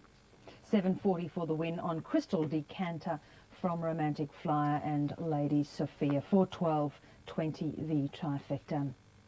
Let's go now to the snow report, and joining us live from Mount Buller, Anna McQueen from the Victorian Snow Reporting Services. How are you, Anna? Very well, thanks, Bev. Now, it's been quite mild this week. Has it affected the snow much?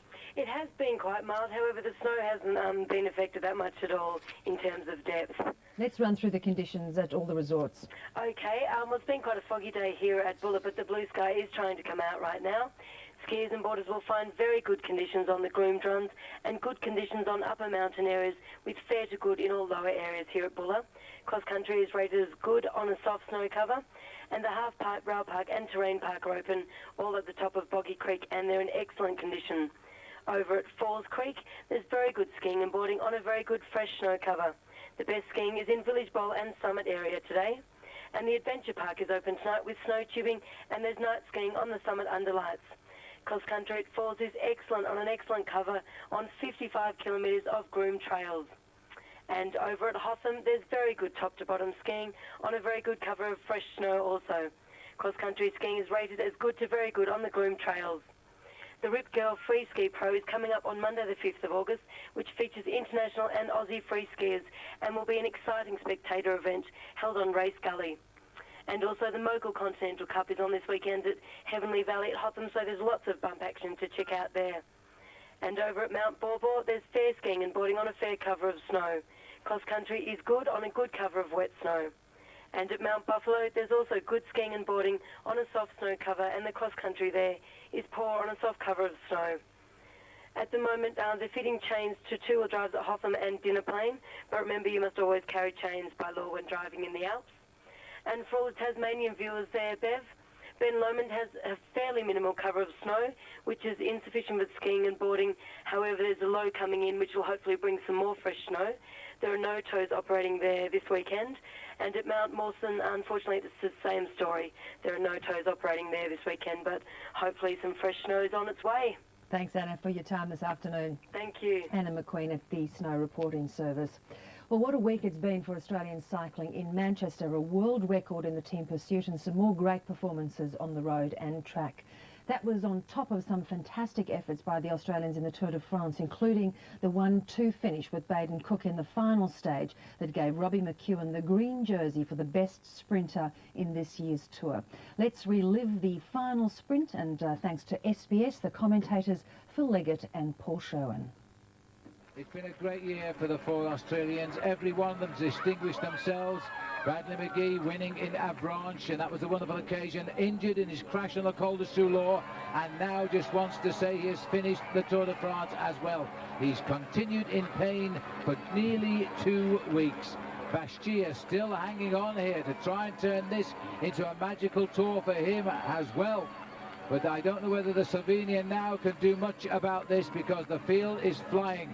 There's the face of the man. There's nothing more left in those legs now, only pain. He's got to hang on for about 1 kilometre and a bit. The field are breathing down his neck. He's just 1 kilometre from the line, and here comes the charge. He won't do it. This is the moment, which was just a little bit too far. 1 kilometre too far for Habastia. He won't even finish in the top 50. They're all over the road right now, Phil. You can see inside the last kilometre right now, there are pink jerseys at the front. The team of Eric Zabel trying to get it launched. He knows he's got to try and get across the line in front of Robbie McEwen if he's going to make it 7 in a row. Rolf Aldang is on the front right now. There is Danilo Hondo. Cool as you like, Eric Zabel is there.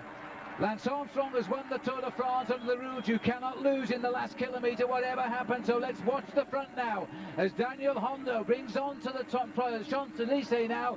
The two men fighting for green. Watch for the boy in pink off to the right, and watch also for the whereabouts of the green jersey, because in fact it's out of it. Robbie McEwen has won the green jersey. Is he going to win the stage? He's taking on Baden Cook, but on the line, Robbie McEwen has gone out.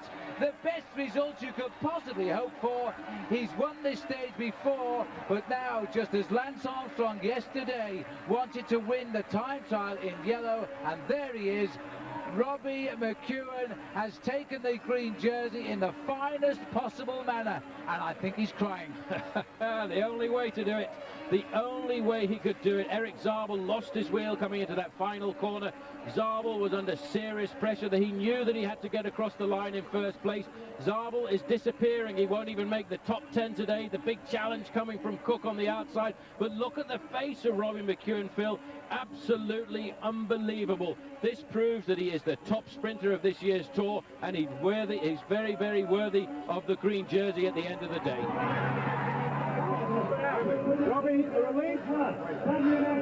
Oh, that's unreal. Oh, yes, what a way to finish. I've been so nervous the last few days, and I could top it off with this. Oh, it's unbelievable. It must be a dream come true, Robbie. This is what dreams are made of. Yeah, incredible effort. But, of course, the king of the mountains remained the overall winner, Lance Armstrong. It was his 4th consecutive Tour de France victory. And if he keeps fit, he looks like he could do it again next year, making it a record equaling 5 years in a row. Time now for us to go back out to Phil Cleary, who's standing by with another community initiative. Phil. Thank you, Beverly. Well, the man standing alongside me, you've probably seen him on the TV dealing with big homicide cases, Detective Inspector Brian Ricks. That's we only get the top people here, Brian. That's very true, Phil. How are you? Very well, thank you. Now, we're talking missing persons. What's the story? Yes, well, this year's Missing Persons Week is launched as of tomorrow. And the official launch is, this is the 6th year we've run this, and it really focuses on getting missing people to return to their families, or at least contact their families and let them know that they're okay. And that's the theme of this year, is to let everyone know that you're okay. So I suppose when people hear the term missing persons, they think suspicious circumstances, but this is not exactly the case, is it? That's not the case. Like in last year's figures for Victoria alone, we had 6,700 people reported missing.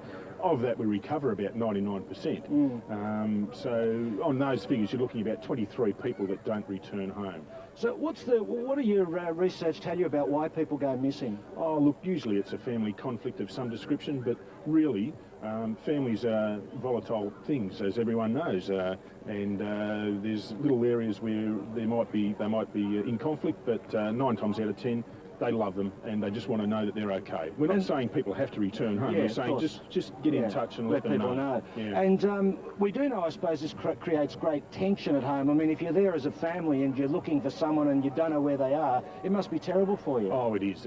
And when you think about it, there's 30,000 people go missing in Australia every year. Now, that's half the crowd that was at the MCG last night.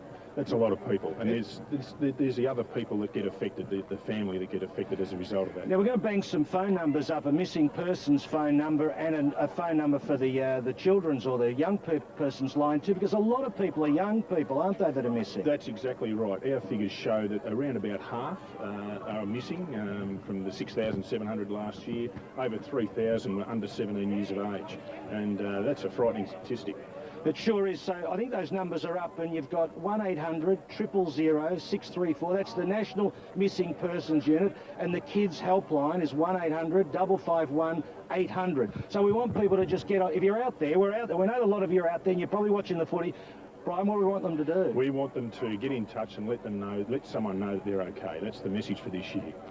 Okay, and I've got to ask you one thing. What's the Chief of Homicide doing married to the daughter of the great Australian writer Frank Hardy? Frank Hardy, yes, it makes interesting dinner conversations, let me tell you. You're a bit of an old lefty at heart, are you? Could be, Phil, could be. So anyway, there you go, missing person. I've got one last thing to do. Brian, can you read that? This is Beverly Hills Auskick Clinic, Oakley Chargers region. That's right, the TXU Beverly bag of balls goes to Beverly Hills, and that's actually in Australia out Oakley way, so there you go. And my back's getting a lot better, Beverly. And have you checked out those backsides yet? Look, Phil, I have been looking. I'm going to get Andrew to help me in the next half. We haven't seen anything worthy of a slap just yet. Okay, I'll keep you posted. See ya. Thanks, Phil. Phil Cleary out there. Well, basketball great Andrew Gaze is almost fully recovered from injury and is preparing to lead the Melbourne Tigers into battle when the season kicks off in 8 weeks' time. As captain and co-owner of the Tigers, they are facing changes, including a shift to the State Netball and Hockey Centre to ensure financial viability as the NBL wrestles with dwindling crowds and sponsorship pressure. Andrew Gaze is with us in the studio, and it's a great pleasure to have him. Thanks for coming in, Andrew. Good, thanks very much. Now, look, you've been wearing a brace that's been keeping your foot nice and comfortable, but it's off. Yeah, I've had a brace on the past 6 weeks, and I've got that off. So I had my second operation 6 weeks ago now, and on the same problem I had with my ankle, but I think we've got on top of it, and it feels a lot better, and hopefully in the next 2 weeks, 2 or so weeks, I'll be able to get back on the court and start practicing again. Yeah, really, it was quite a serious injury, wasn't it, for you? Yeah, it was. I mean, it was one of those ones that was never career-threatening, but I guess trying to rush it the first time around set me back a little bit, but I've been fortunate to get on top of it. That's terrific. Now, what are you doing to sort of start getting ready for the season, or is it just it's so easy for you now you don't have to worry? No, not at all. As you get older, it gets harder, and I think that sometimes, you know, with all the training and the physical conditioning that you have to do, because I haven't been able to be on the court, I sometimes think it's a bit harder than actually going through what the other guys are doing. But no, I've been pretty active at all, and with the physical conditioning and swimming, I'm a pretty good swimmer. I was a lousy swimmer 6 weeks ago, but now I'm a pretty good swimmer. Do you enjoy swimming?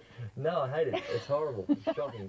Oh, good, but you had to, so you just had to get on with it. To stay in shape, and it is a good way to stay in shape without doing too much damage to your body. Well, actually, you could rival Thorpey. We could have got you at the Manchester Games. Oh, I tell you, size, you ever see me in water, there's absolutely zero resemblance between me and Thorpey.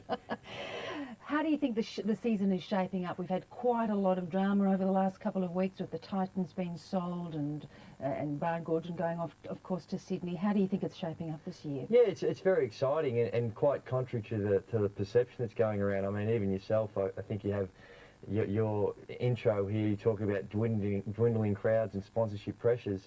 The reality is crowds are very, very good and been very healthy, and the sponsorship has continued to improve.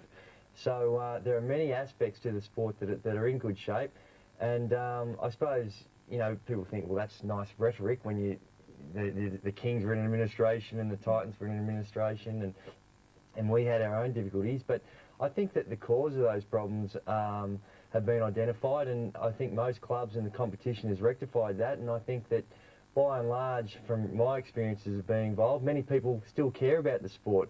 And I think that we have made the adjustments, and I know for ourselves at the Tigers, with our move to the State Netball and Hockey Centre, yeah, it was financially driven because it is a lot cheaper to play there, and clearly ourselves and the Titans both almost went belly up because we had a expensive home court, but also there's other factors in the atmosphere and the facility there at the State Netball and Hockey Centre. It's a state-of-the-art facility, and I think it's going to be a good move.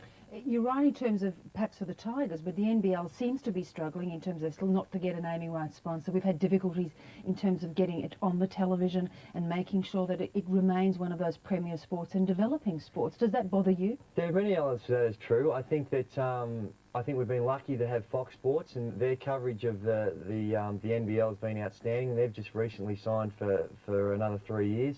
I think, you know, in a lot of the regional, in Perth, shouldn't really call Perth a regional area, but... No, they wouldn't be happy. No, Perth have had Channel 7, and that's an option for them again this year, and Townsville and Cairns and a lot of places throughout the country do have good television coverage.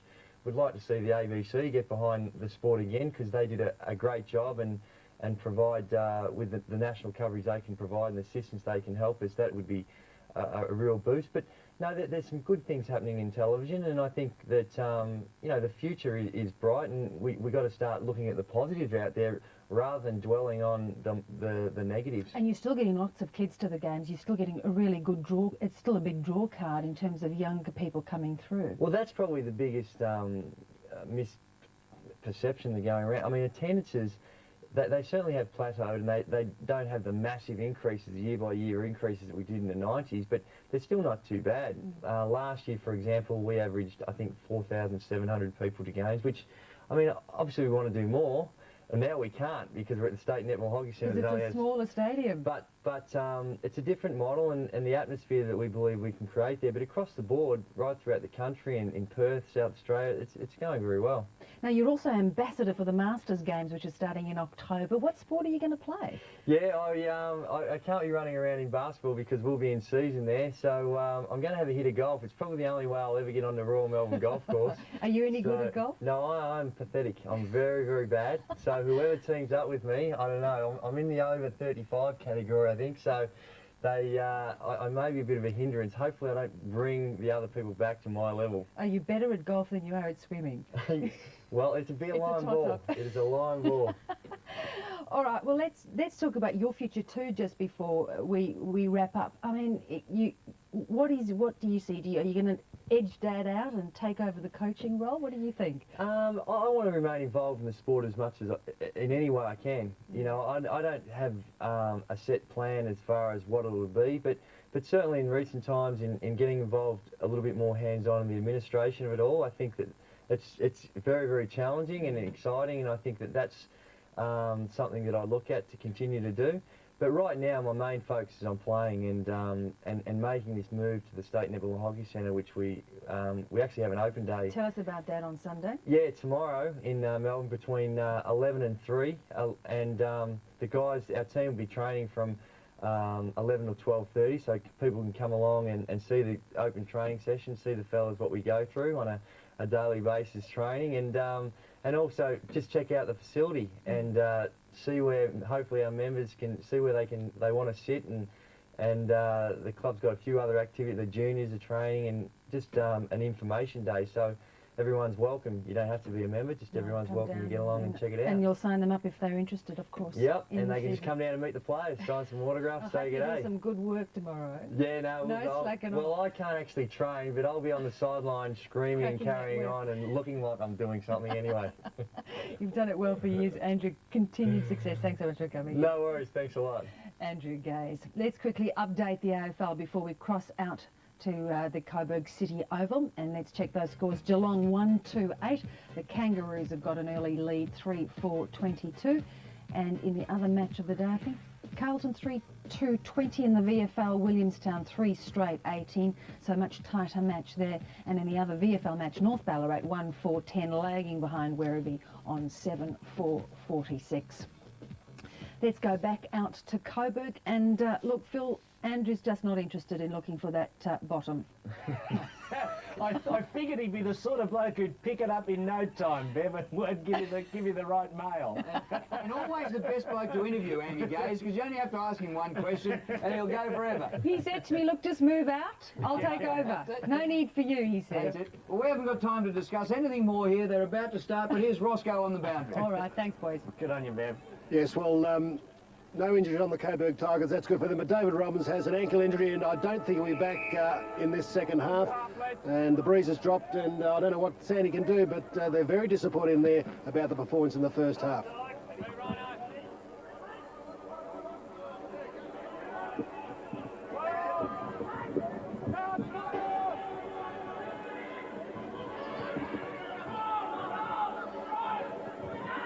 And second half underway. Just in time for us to reposition and get ready for the start of the second half. Gee, I know what they're like on the Titanic. It's a bit worse here. Yeah, just moved a few deck chairs around. Houlihan across half back to Talbot, who's been an outstanding player, represented the state. Played really well in South Australia, Drew. And won a couple of club best and fairest over in the SANFL. Ryan Pagan out of the middle. That is a very good mark taken by Hart. There's a bit of Royce about that. It's fascinating, this setup. I've mentioned a couple of times. Look at Hart here. Smallish, medium-sized players across that inside 50, but they're just so clean at the football.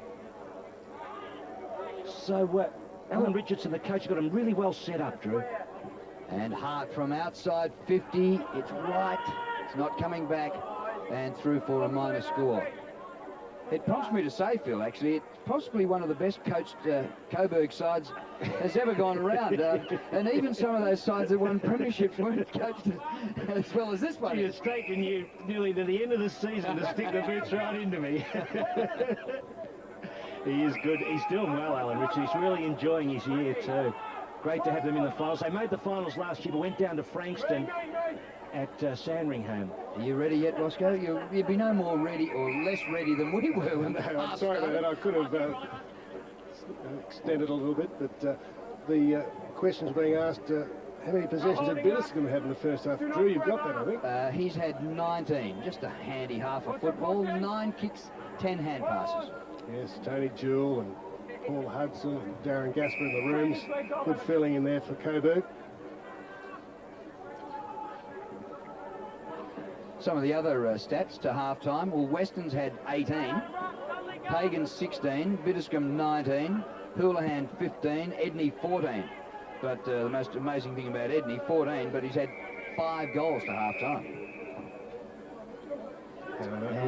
Go on. Well, just for the other mob, Templeton's had 9, taken 5 marks, Phoebe 14, Liddell 14, and Trelaw 12. Yes, and discussion about how well Phoebe was going for the opposition in those Coburg rooms. A bit of it.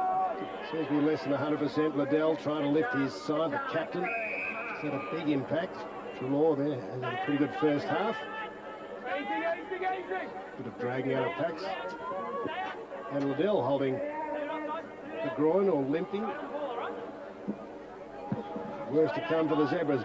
Bounced by umpire Ryan. One almost by Jamar. Another possession, Biddiscombe. Good kick too. Edney almost brought it down. Still got Clark as his opponent. In goes Saws.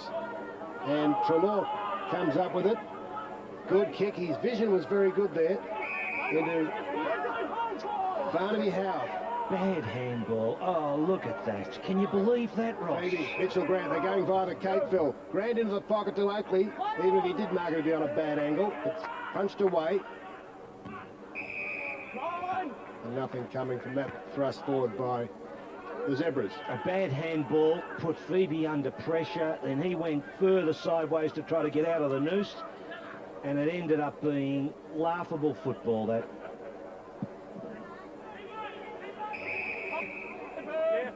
Free kick in ruck, and Steinfort to take it. His nose patched up after an incident in the first half. Houlihan just has to kick it into space.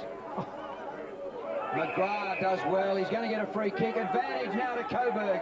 And away goes Cracker. Nobody coming towards him. He goes right to the 50. Not the greatest pass of all time. Down goes Hart. Clark in there. And the umpire's going to ball it up. Well, when Cracker was strolling through the wing, you'd have thought there'd be a better outcome than that. Yes, indeed.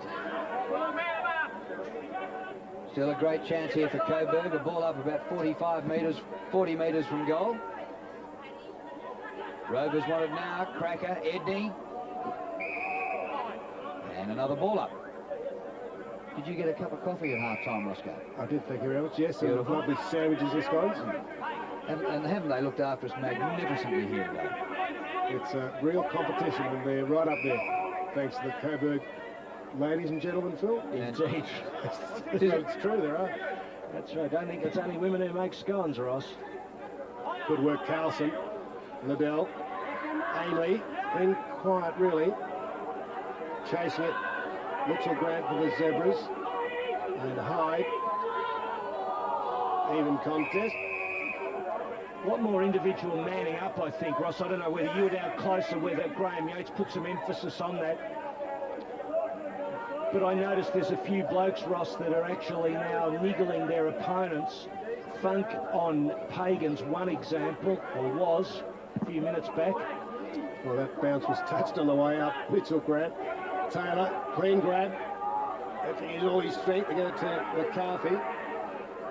Or McGrath, I should say. Here's Hyde, weaving his way through the pack. Mitchell Grant trying to take him out and missed.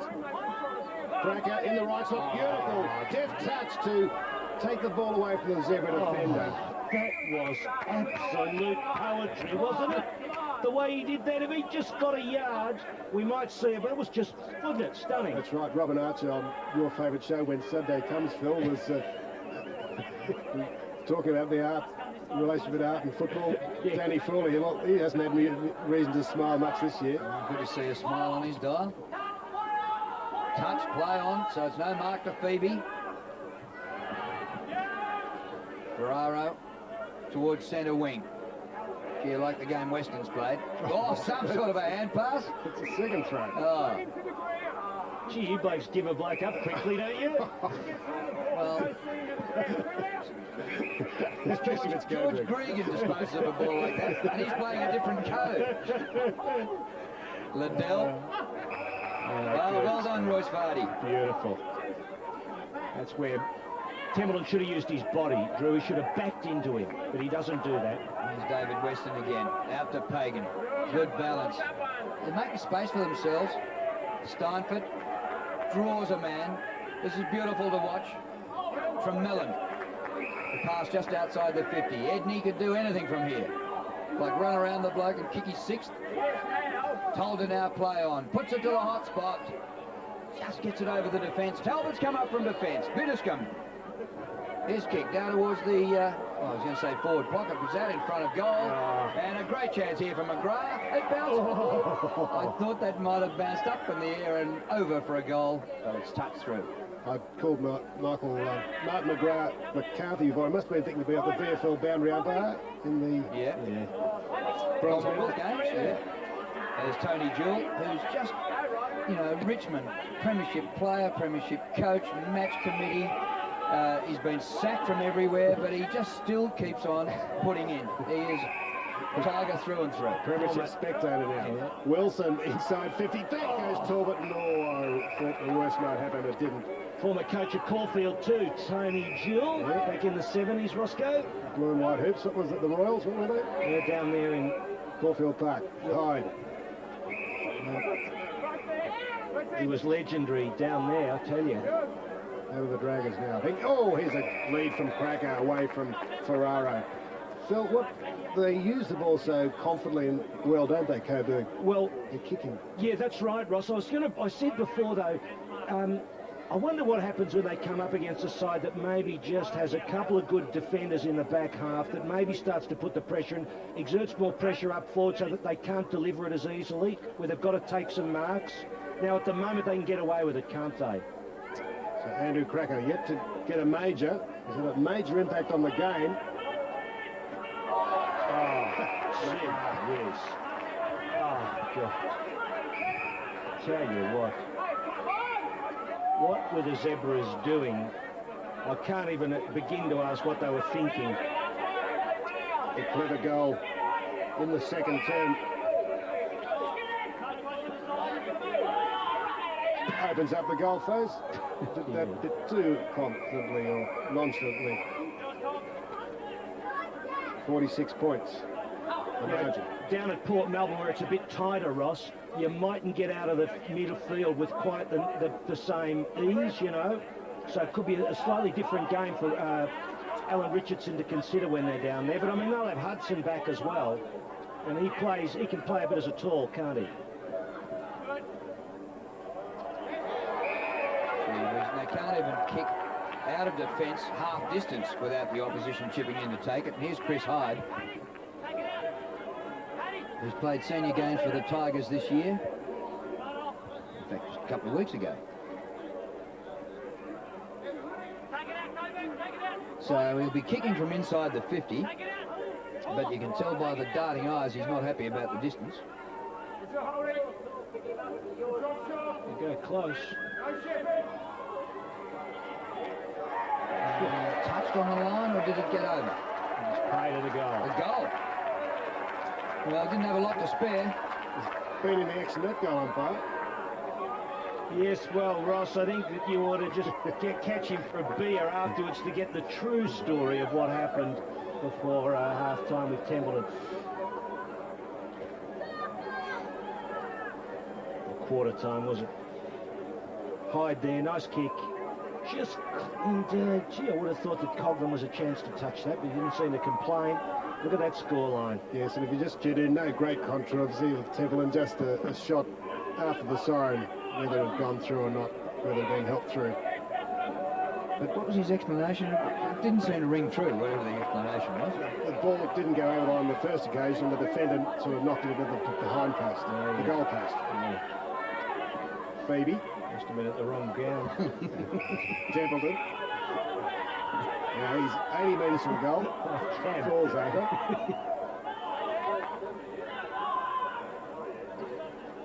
One to Cam Templeton. 52 points. Oh, I think the last 6. And a long kick. Can Oakley take a grab? Didn't really get off the ground. Hyde was there. Zilla. Weston. On the run, Edney. Eyes on the ball. Likewise, Cole and Edney. Well, almost had enough of it. Clark couldn't get the shepherd in as Edney tackled Coglan. Clark kicks to half forward. Good stretch and strong mark. Barnaby Howarth started on the bench. He's got a loose man. Then Mitchell Grant at half forward. Well, showed a bit of pace. Back in the goal square is Marshall, and he's taken, well, he's not quite in the goal square, but he's by that behind post. Wanting to feed it off, very tight angle it'll be on. When you've kicked only 3 goals in more than half a game, you holler for a Marshall. Yes. He's only played 5 games for the Zebras. It's an acid test for him, though, isn't it? Oh, yes, keep them coming, mate. I love it.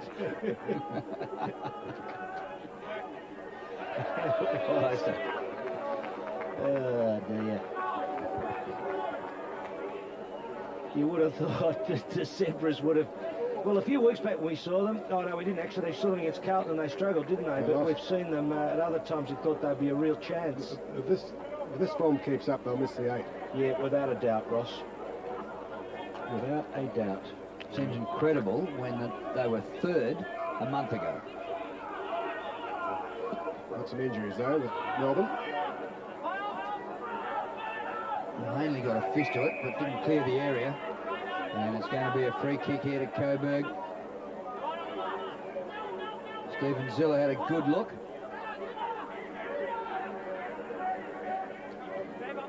And away they go through Di Pasquale, but in chips Chad Liddell. He's on the 50. And Di Pasquale's penetration, just a little bit of a problem there. He was under pressure, but he doesn't kick the ball particularly long. Liddell, good looking drop punt. Tell you what, he's got it. What a Well, got it behind. It was a big kick, outside Beauty. 50. And so Houlihan will kick in for Coburg. Margin just an even 50 points. Well, showers haven't arrived. They did unexpectedly on Thursday. Pagan, Edney, working hard from defence now. Zilla. Carlson's led strongly, but very wide. Getting away from Breeze. Ducking the head high, but he was taken high. Advantage paid. Centering kick. Who's at the fall? Weston, was it? Just wide.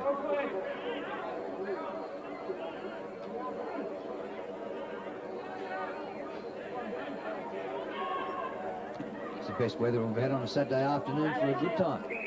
Long while. There's a few recruits, Ross, do you think, the Zebras? Need a few recruits? Yes.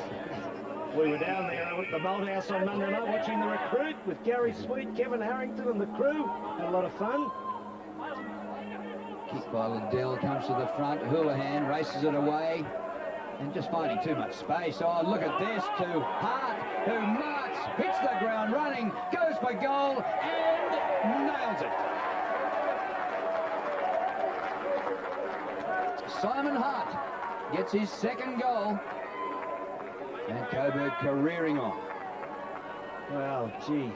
Oh, God, it's rather easy, isn't it? To be able to just be the space Houlihan back found there. You're sounding a bit like Michael Malthouse wanting Carlton to get a few goals. Sort of... Well, I just think it's sort of like, you know, you want the contest. You want to see blokes really kicking them under pressure at times, Russell, finding their way. Sure, Edney's done some amazing things.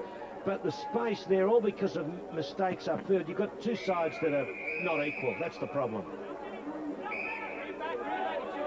Come back to J-Mark. No.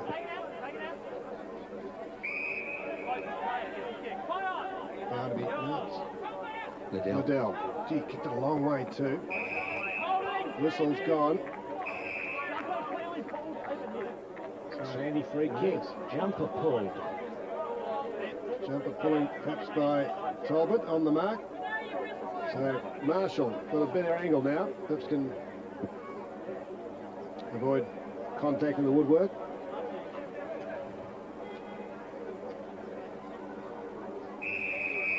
Tassie Mariners a game tonight down in Tassie against Port Melbourne. Tassie won in the early part of the season. Devils? He's got it. Yeah. Fourth only goal for the Zebras. Devils, Ross, you're saying? Tassie Devils? Yeah, what do I call them? Oh, you didn't say Mariners, but that's what that was the name for their under 18s. But, yep, there's, you just see a bit of holding there, not a lot in it. Free kick paid, and Marshall slipping it through. But as I said, you know, over the journey, Sandringham sides have not played well here. When they've come up against a good Coburg side, invariably the Coburg side. I can't think of a good Coburg side losing to the Zebras here over the journey. Jamar takes clean possession, and through Ainley it goes, and Phoebe. And up towards full forward. That was a pretty good movement of the ball by Sandy. Haven't seen a lot of it so far today. There's Marshall again, but he's taken off it. Di Pasquale gets the hand pass away to Zilla. McGrath just behind the wing. McGrath's kick towards half forward. Well, change direction on this shifting surface, and that's what happens. Grabbed at the back by Lynch. Kick smothered. Chance for Coburg again. McGrath just inside the boundary line, and now up. Free kick. Over the shoulder. Yeah, McGrath was bluing about it until he realised, oh, it's mine. Now he's played on, he's skirted around the mark, opened the angle to goal, and has just missed it. 1 goal, 1 to Martin McGrath. It's always tricky that when the umpire, there's Tony Jewell there looking on, enjoying the time, and Matty Knights with him. In disguise. Yeah, able to have he's a pasty. retired now, he can have a pasty. He should be out there playing. Wow. Why wouldn't he be playing? Matty, come on. Get yourself ready for next year. Over the head of Ainley. Edney did well. Weston. Good stretch and mark to Simon Hart. Got a lead. Pinpoint accuracy. There was plenty of zebra defence coming in the form of Clark and others. But Tremelin took a good mark. I suppose it's hereditary, but yeah, some of the things that Hart's done today is just defied gravity, and he just got up and floated. They like this kid down there in the Coburg rooms before the game. They're telling me about him from WA via Shepparton. I reckon he's got a bit of class about him. Tick truly.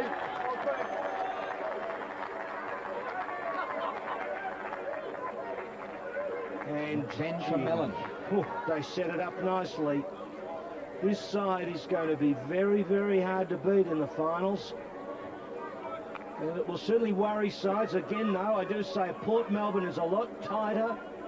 There's a lot of pressure in the midfield at Port Melbourne because it's a bit tighter, 18-man aside. This will be a bit open in the old 16-man aside days, but 18-man aside just changes the equation. Will they have the tools down there to do the job? Time will tell. Coburg 3-1 this quarter. Out of the middle by Stephen Phoebe. Oh, the forwards are going up against each other and spoiling each other. So Coburg have it again through Talbot. His kick is pinpoint. Oh, look at this.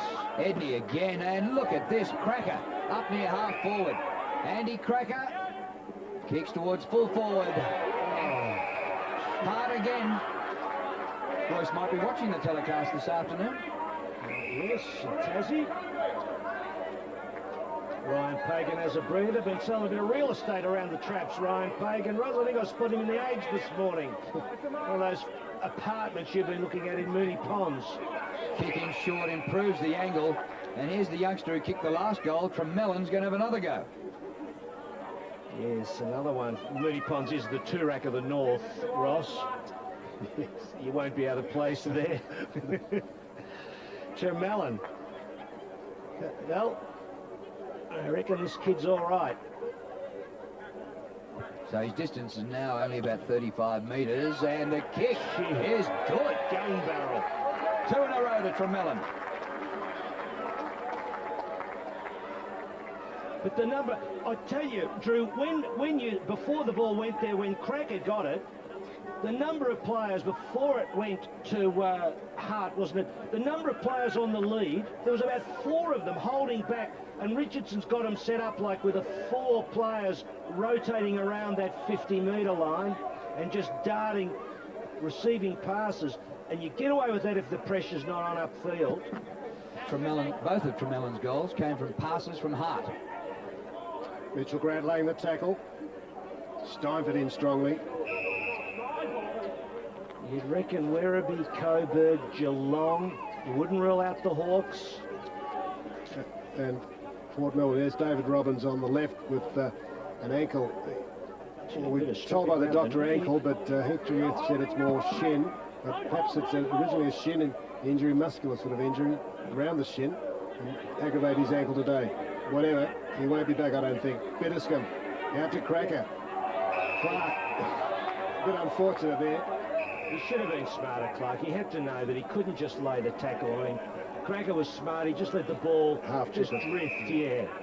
Half took possession. Yeah, poor Clark has had just one of those days. Whoever he goes on gets the footy. There's another mark. I suppose Clark could mount a case that Cracker actually had possession. Yeah. You know, it's a bit of a line ball of that one, and maybe the call. But the problem was after it, he got this bloke again. But afterwards, Clark threw into the ground and made it too obvious.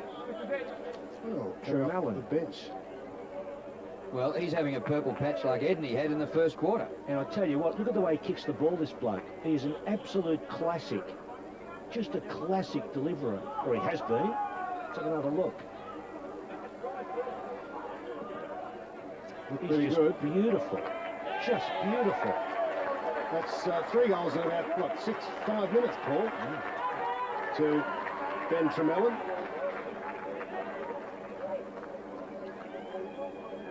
Yes. Well, and have a look at them down there.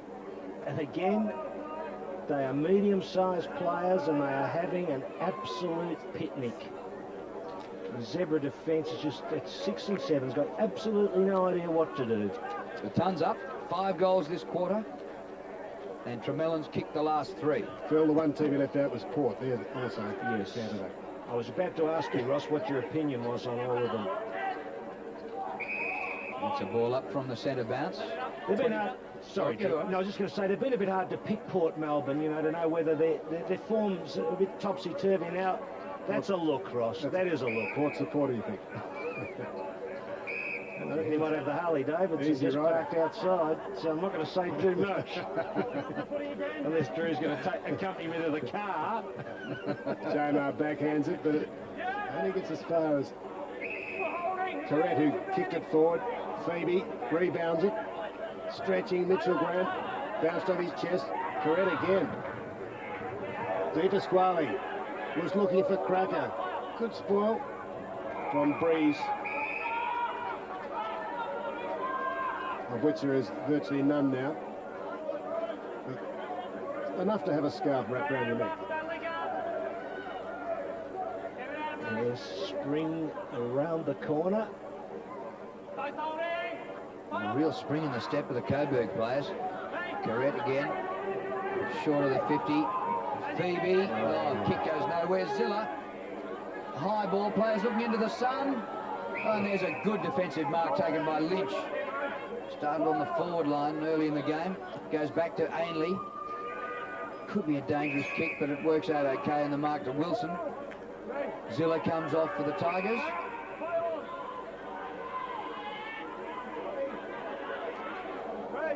And a bit stop-start coming out of defence. This is looking okay. Wilson through the middle. Good hand pass. And the pass is kept low to the half-forward line. Bean bowls him down there. Carlson will take a free kick against Liddell. Good decision. There's a bit of shin or something into the player's head, Carlson's head, and he was going after the ball. Wax. Meantime, the ball's up near centre wing. Houlihan tries to bring Majori into it. They've lost it. Wilson. Ball's out of play, and it'll be a throw-in. Approaching the 27-minute mark of the third quarter. 100 plays 30. What a performance by Coburg, who are heading for their 5th win in a row.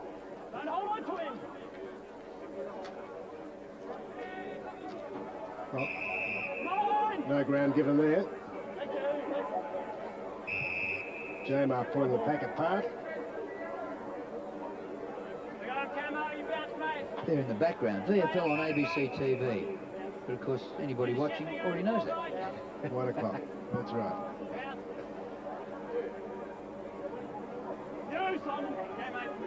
Funk charging through. Centered.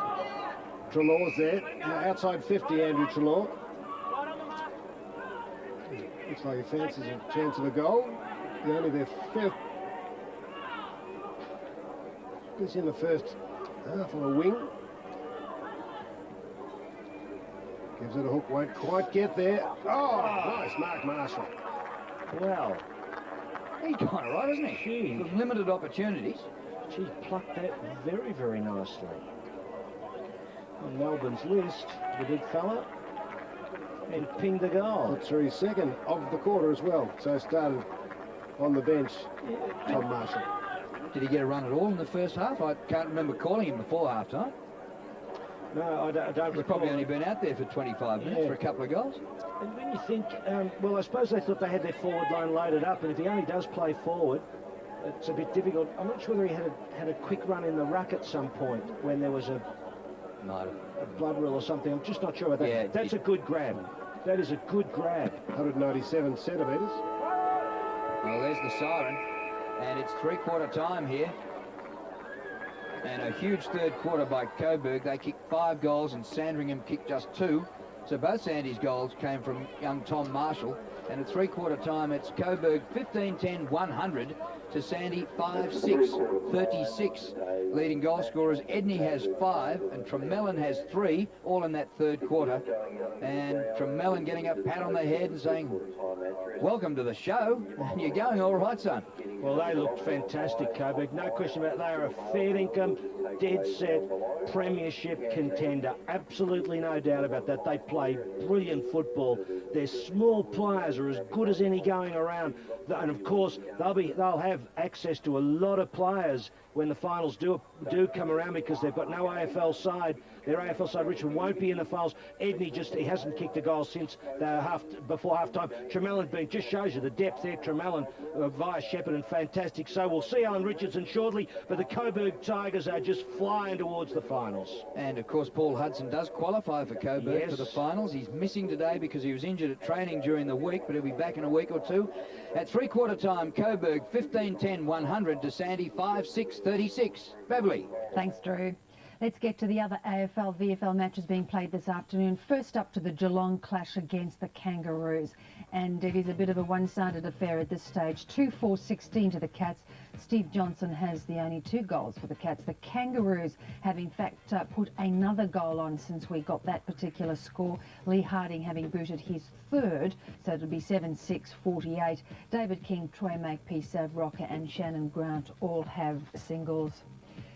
The other VFL matches, Carlton 6-6-42 to Williamstown 4-6-30. That's just before half-time, so 2 goals advantage to the Blues. And in another big disparate matches, we see 80 points the difference. Werribee 15-7-97 to North Ballarat, struggling this afternoon 2-5-17.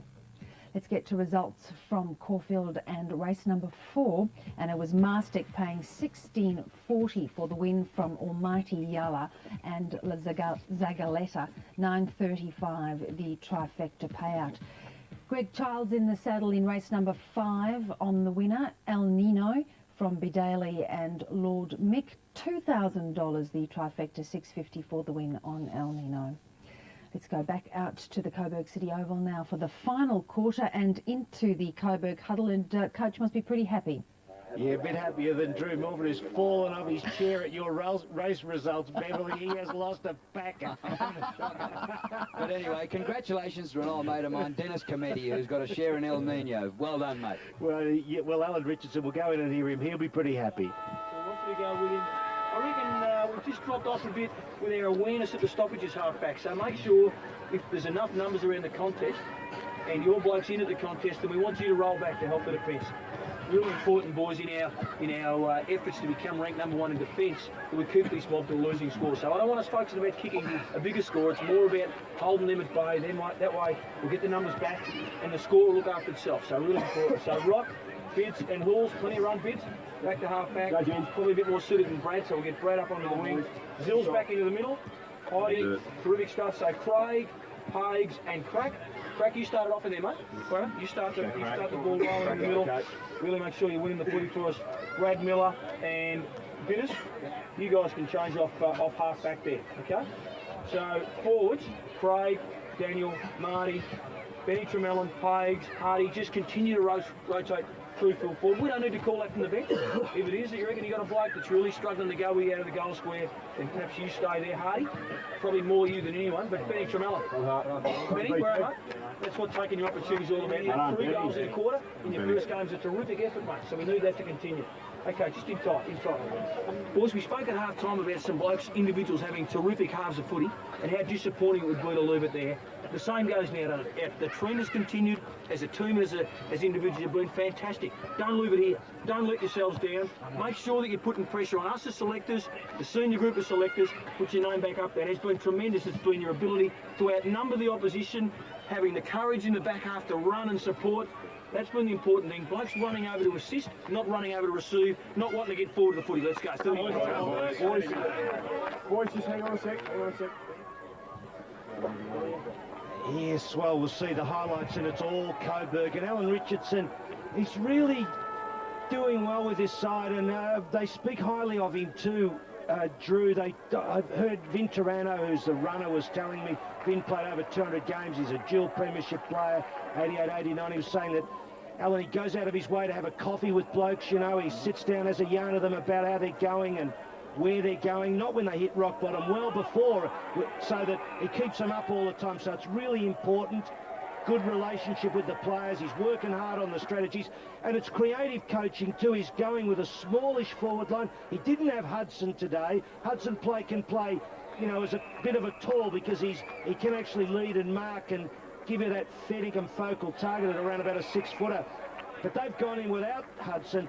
But the way they've used the ball with the smalls will sound out a few challenges to some of the other clubs, because they're going to work. They'll realise they've got to stop in midfield and not let them see these deliveries. I mean, this is dynamite, isn't it? And you can see how happy they were for young Tremellin, playing his first senior game, played 9 reserves games for Coburg this year, put up to the seniors 3 goals in 5 minutes. Yeah, and that's right, Drew. You know what? The spirit is great. And one of the challenges in the VFL now is with the blended sides is to ensure that your spirit is constant, you know, that you're lifting blokes up, that a bloke doesn't come back and spit a dummy. He's got to be firing for the side, and you'll see it there. So more, oh, look, they've had stack more, 50 more possessions probably than Sandy, and that tells you story. Much more inside 50 as Paul Field's stats show us, and you've got a few stats there, I think, before we go down to Ross. Yes, some of the individuals, like Weston, 24, Biddiscombe, 22, Pagans had 19, Houlihan 18, Edney has 16 and 5 goals, and for Sandringham, well, Phoebe's had 22 possessions, Liddell 21, they're the leaders, Ainley 14, and you've got the team stats there. Yes. And Roscoe has been listening to the other camp at the last change. Yeah, so Graham Yates thought that Sandringham were a little bit better in the last part of that quarter, one-on-one football, and you know, getting forward for a goal or so, and he's, I think, not wanting a repeat of last week where they were overrun by Frankston and lost by 8 goals, and so he said, forget about the score, we just want to gain some respect in this last quarter, but Coburg are going to the scoring end. The breeze has sort of popped up against perhaps a couple of a goal breeze, and I don't like the chances. Yes, well, and the coach, of course, Alan Richards emphasised them stopping Zebra's kicking goals too, Drew. Yeah, there's Cracker. Yes, it was interesting to hear Alan Richardson say, well, don't just get forward and, you know, kick a million goals. We're not worried about the score. We'll just stop the opposition. Yeah. Which, would you say the same if you're led by 11 goals? No, I think he's right, because he says if you do all of that, the goals will come anyway. But if you set your sights at kicking goals, you often forget about all the defensive work. So it's better to concentrate on the defensive stuff. There's Paddy Steinfort getting the hand pass out. Gathered by Pagan for another possession. Biddiscombe another possession. And those midfielders have been creaming them today. Oh, good mark. Fantastic mark, about 35, 40 metres out from goal right in front, dragged in by Flaherty. Yes, well, gee, that's a good grab. It was a famous Paddy Flaherty, played with our Dandenongs in the 70s, a left footer. This is Daniel Flaherty. I'll have to check, see exactly where he comes from. He came from Old Essendon Grammarians, other side of town. Shot for goal is a good kick. Gee. Kicked it like a legend. Well, I tell you what too, Drew, aren't they pretty good in front of goal, the Coburg boys? They've kicked 16-10. There've been a few of that. They've hardly missed any. I would be very interested to see how many direct shots from within range that they've missed. I don't think it's been many. When you consider probably the number of balls that have just been flicked through off the pack and the like, they have been very good. Well, Andrew Cracker has probably been the main offender. He's kicked 2 behinds and has yet to kick a goal, and yet he's looked classy and won the ball well. Flaherty gives him a little bit of height down there too. 9 different goal kickers so far for Coburg. He's not Irish though, is he, Phil? Not German. He's in trouble if he is, Ross. Yes. Houlihan, Biddiscombe, who bit quiet of that term, and Graham Yates was pleased with that. Stopping job on him. McGrath. Good kick. Good kick. Cracker's there, and so's Hyde. Breeze in front, claiming the mark. He's in trouble now. Has to rush to behind. You can see the behind. Off hands to the umpire. It was the right spot for it. Picture in contrasts. Right on, Coburg, come back 2 metres. Play on. Yeah. Play on. So, Sandy bringing the ball out of defence. Lynch. Almost underground ball. Steinfort gathers at centre wing. Talbot has plenty of time to look around and pick the right option. Di Pasquale. Well, that's a better kick. Yeah, with distance. But Jamar was there, chopped off by the Russian. And that could have been a dangerous kick, but it worked out okay for Sandy. The mark taken by Breeze.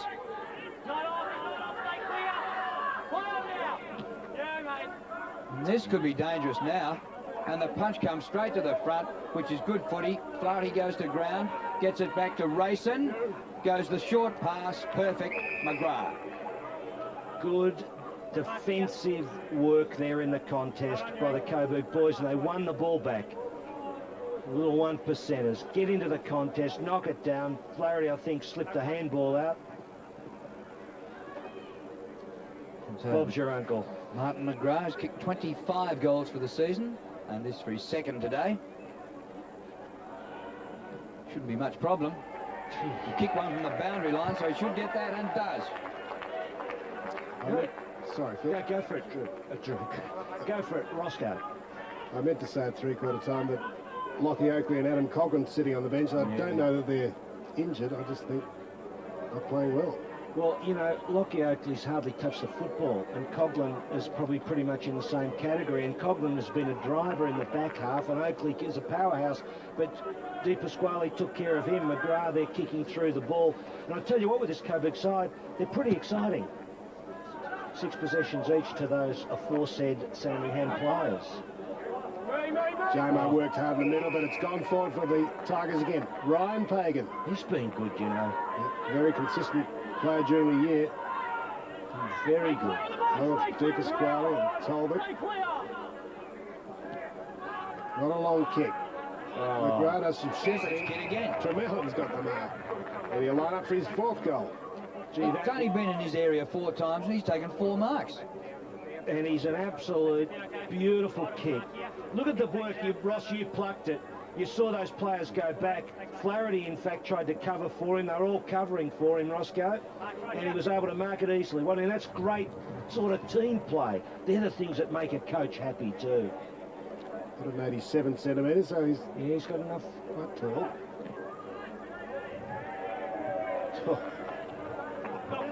Easy as you like. Easy as you like. 4 big goals in his first game. 4 straight. They'll be celebrating him in Shepparton, Roscoe, which is a part of the world that you know a bit about. Yes, and I think that then he went to Corolla and then to the west. So Bush Rangers over. He came from Shepparton to play with the Bush Rangers. I met a kid from Nathalia the other day. He didn't have 2 heads either. No, like you Numurkah people talking about the Nathalia people the way you do. Traditional rivals. Well, they wear purple and yellow, Phil. So the purples, Nathalia. They're having a good year in the Murray League. Mighty nice people, I reckon. Well, young Tremellan looks like a bush ranger here today. He has robbed him in daylight. Yeah. He's actually taken 5 marks for 4 goals. Zilla the hand pass. Houlihan. Look at the space here for Cracker. Kick by Andy Cracker. Oh, have a look. Perfect. Biddiscombe the hand pass. In it comes to Di Pasquale. They're queuing up, but that was a poor hand pass and chopped off by Templeton getting back in defence. Absolutely nowhere to go except out wide. Here's Oakley just back on the ground, a slight fumble. And once again, he could only go for the boundary line, Michael Clark. Oh, he doesn't look 100% Lockie Oakley. I don't know, Ross, whether you thinking that he's not not moving particularly well. I suppose when you're getting crushed, you don't move like a ballet dancer, do you? The footy here, guys. Don't drag him down. Perhaps the worst nightmare from Graham Yates happened for the 2nd week in a row. Di Pasquale, long, bit of a hole there. Advantages played Tremellan and Marshall each holding each other, as I saw it. Phoebe to... Sometimes you're a very good judge, Ross. Trelaw over the top. Clark, 1-2. Trelaw, yes, now he's onto his preferred foot. Kicks towards Templeton. Looks for the free, wasn't there. Talbot, state rep, had a great year for the Tigers. Gee, that's good in close. Stuyvesant, very mobile for the ruckman. Captain. He is. The number worn by Mark Wiedemann, Ross, you'd remember. Yes, much more mobile than Mark. Deeper Squally. Hyde. Not much pressure. Templeton runs from behind. Hyde puts it out in front. And Flaherty inside takes the mark. Gets up quickly. Zilla. Phoebe couldn't spoil. Gee, they're slippery, these boys. They just ping it around. They keep you thinking.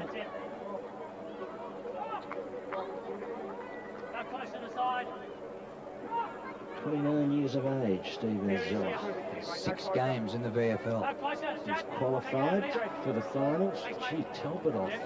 Yeah, a bit injured. He was limping after a clash, maybe an ankle injury, somewhere in the leg. Up goes Marshall with the ball. And there, it's hit the post. Throw in.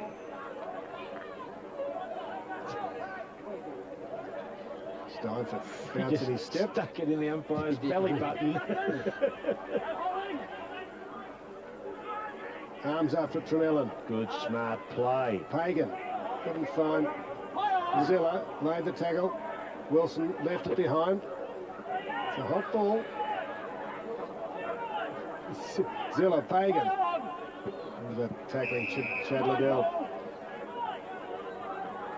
So what's his status from Mellon? He's had more clubs than Jack Nicklaus. So if he impresses, he's not on anybody's list, is he? No. So he's not on the Tigers list, the Richmond's list. Yeah, just a VFL player. Just a Coburg player. So if somebody sees him and thinks, you know, that bloke can play, he can be picked up by anybody. Indeed. Big Paddy. Yeah, he'll have to go off because that was the bleed he had earlier in the game. He's trying to disguise it, but I don't reckon he'll be able to take this kick, will he? The umpire's on the ball. Is he having a look at him? No. Now, he told my father that I'm to give him a big rap today, Ross. He said he's in super form, Paddy Steinford. So are we agreeing that he's in good form? He is. Okay, well, I can tell you, Paddy, you're in good form.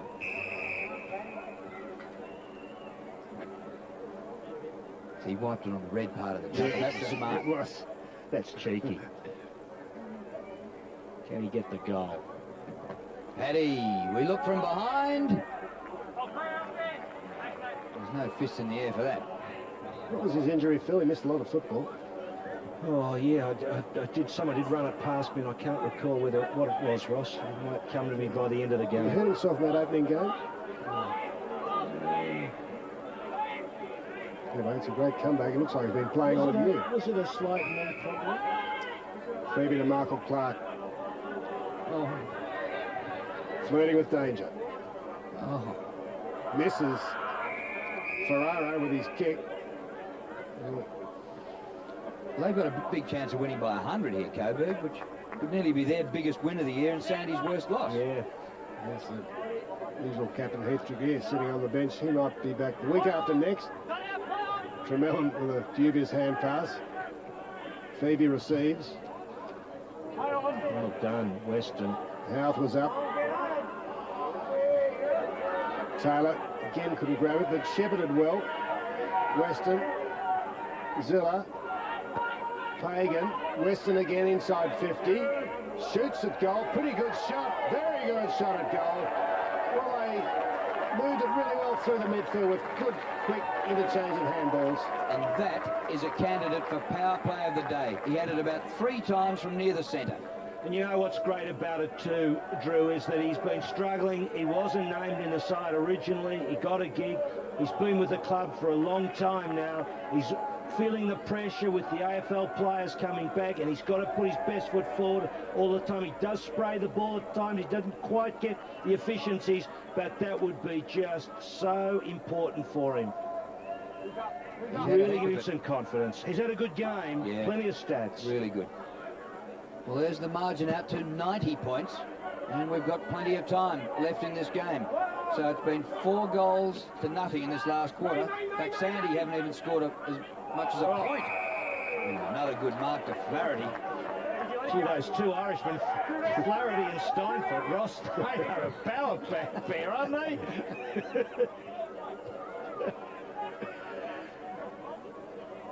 If only they were both Paddy. Daniel Flaherty from Old Essendon Grammarians. 50 metres out. And that's not a bad kick. That is a fantastic kick. Shit. God, dear me. So that's his second goal in this last quarter. Now, Phil, you know, Ken Fletcher's the coach out at Essendon Grammar. Are we talking Essendon Grammar School, are we? Or the old... Ross, you're better on those. Well, Essendon Grammar School, but the old Essendon are in the amateurs, so you would have left the school, play with the old. So there's a chance he's come under the tutelage of Kenny Fletcher, who of course is Dustin Fletcher's father, and he kicked that really well, nearly as well as Dustin would have. What's a Daniel Flaherty doing playing with Essendon Grammar boys? They're the Orangemen, aren't they? Went to school. I think anyone's allowed to. Hey, you let him in now, do you? Well, there's some ice. And there's Talbot, yeah, that was the ankle injury, just sustained. Yeah, it'd be just a little twist, so they'll fix that up with a bit of ice and give him the treatment during the week and make sure he's okay. They need him. He's very important in that back half. He'll take good players in the finals too. Liddell wins a free. Phil, you haven't had as much fun since probably the 80s watching a Coburg game. It's very special. Bad decade, the 90s. Yeah, terrible. And isn't this Coburg side well coached? Very well. Beautifully well coached. Best I can see in literally 25 years. Yeah. Clark finds Phoebe. Missed a lot through injury. Stephen Phoebe. With the eyes. There it is. Not well disguised. Ainley. Couldn't pick out a man except Andrew Cracker. Gee, ball on the string. Yeah, actually, when you kick across the ground and slightly backwards like that, all you're doing is saying, well, I'm not prepared to put it to the hot spot, and you're passing on the responsibility to somebody else, who then straight away turned it over. Tell you what, aren't we going to see some exciting players when we get to Port Melbourne for the finals? I reckon we'll win for a really good final series. Because, you know, this side, Coburg, are great. Werriby's fantastic. Geelong got a lot of good players, and you've got to think about Port and whether Carlton gets through. But I reckon the finals there, that first, you know, handful of finals will be tremendous. Oakley, geez, a lot of height. That won't make the distance. And that is an excellent mark in defence, taken by Lee Carlson. Away to Houlihan. Edney on the back line now. Pinpoints the pass to Cracker. His hand pass, nearly knocked down. Goes to Taylor. Bitterscombe's knocked up getting the footy. And the kick by Bitterscombe. Not great for the forwards, and McGrath can't keep it in. We'll have two finals, of course, for the first 3 weeks. Qualifier and elimination, the semi-finals and the prelims, all at Port Melbourne, Saturday, Sunday. The 4 finals the first week. Yeah, but I mean 2 for TV, Saturday, Sunday, Yep. at Port. Rogers over the top. Liddell battles on. It is a battle for the Zebras. Templeton. Back a couple now, 2 metres. That's the mark. Kicks wide. Oakley certainly being held there. He worked him though, Di Pasquale. You have to have another look at that for a smaller player, but he really worked Oakley out of the contest. Maybe he was holding him. Let's have a look. What's he doing? Well, he's getting in his road. No, he was holding it before that. Long before that. Your impartiality has disappeared. But well done on 3.5 quarters. Thanks, Roscoe. But it was kind of funny, wasn't it, the way Di Pasquale ended up with his back to the football and he's almost kissing him, you know. First score for the quarter. Yeah. And so Richardson's plan to defend has worked a treat because they've conceded their first point in 17 minutes. Okay, looking good. Correct. Up towards. Oh, leap by McGrath, no mark.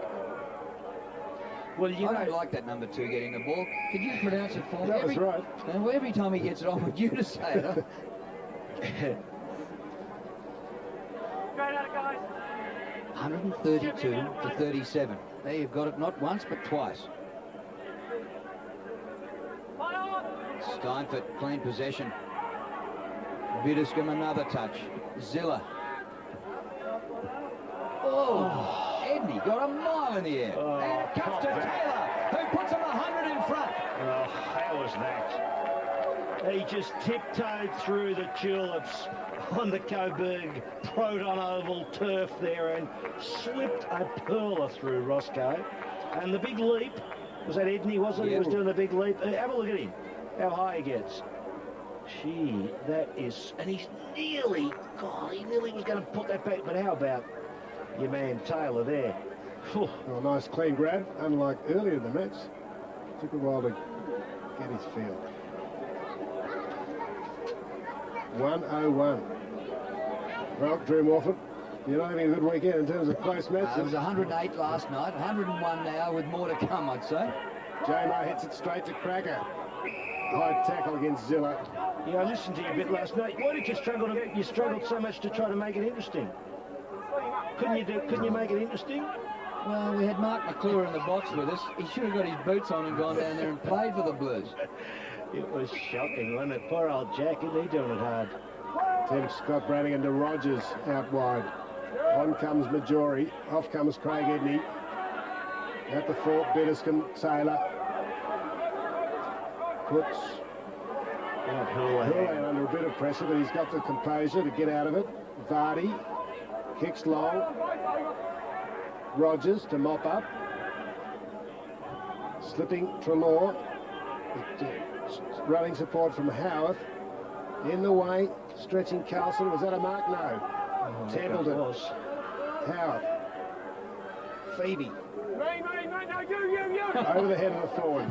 Umpires sorting themselves out. Deeper squad. That'll be at the Christmas party, that, Ross, won't it? Hey? Yeah, they've been watching too much Kath and Kim. It's like a cricket. Yes, no, oh, sorry. Cracker. McGrath can't take the mark when it comes to the back. Touch, play on. This won't be a mark. Rovers wanted, gee, players can't afford to slip over in that defensive area. So they get out of it through Walsh. Walsh puts it wide to Trelaw. Centre wing, Templeton, well, he just flipped it straight to the opposition. Bitterscombe said thank you very much and finds our mate Correct. Told to play on. Gets around 1 and 2. Awkward kick to the forward line. From Mellon goes to ground. Here's Bitterscombe from wide out. McGrath should have taken the mark. And the ball's out of play in the forward pocket. Throw in. So who do you fancy, Ross? For the finals? Yeah. Oh, all of the above that you mentioned, and plus Box Hill. So we've got Geelong, Werribee, Coburg, Port Melbourne, and Box Hill. Williamstown a bit inconsistent, a bit. Sandy obviously out of form. Anything can happen. Trelaw working hard.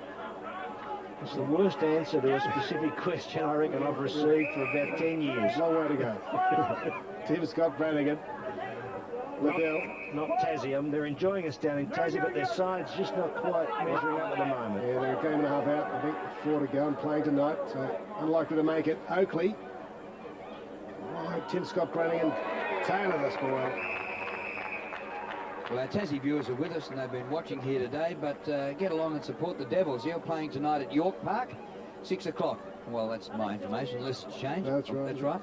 Against Port at 6 o'clock tonight at York Park. Yeah, they could be a big chance, you know. They can worry you down there.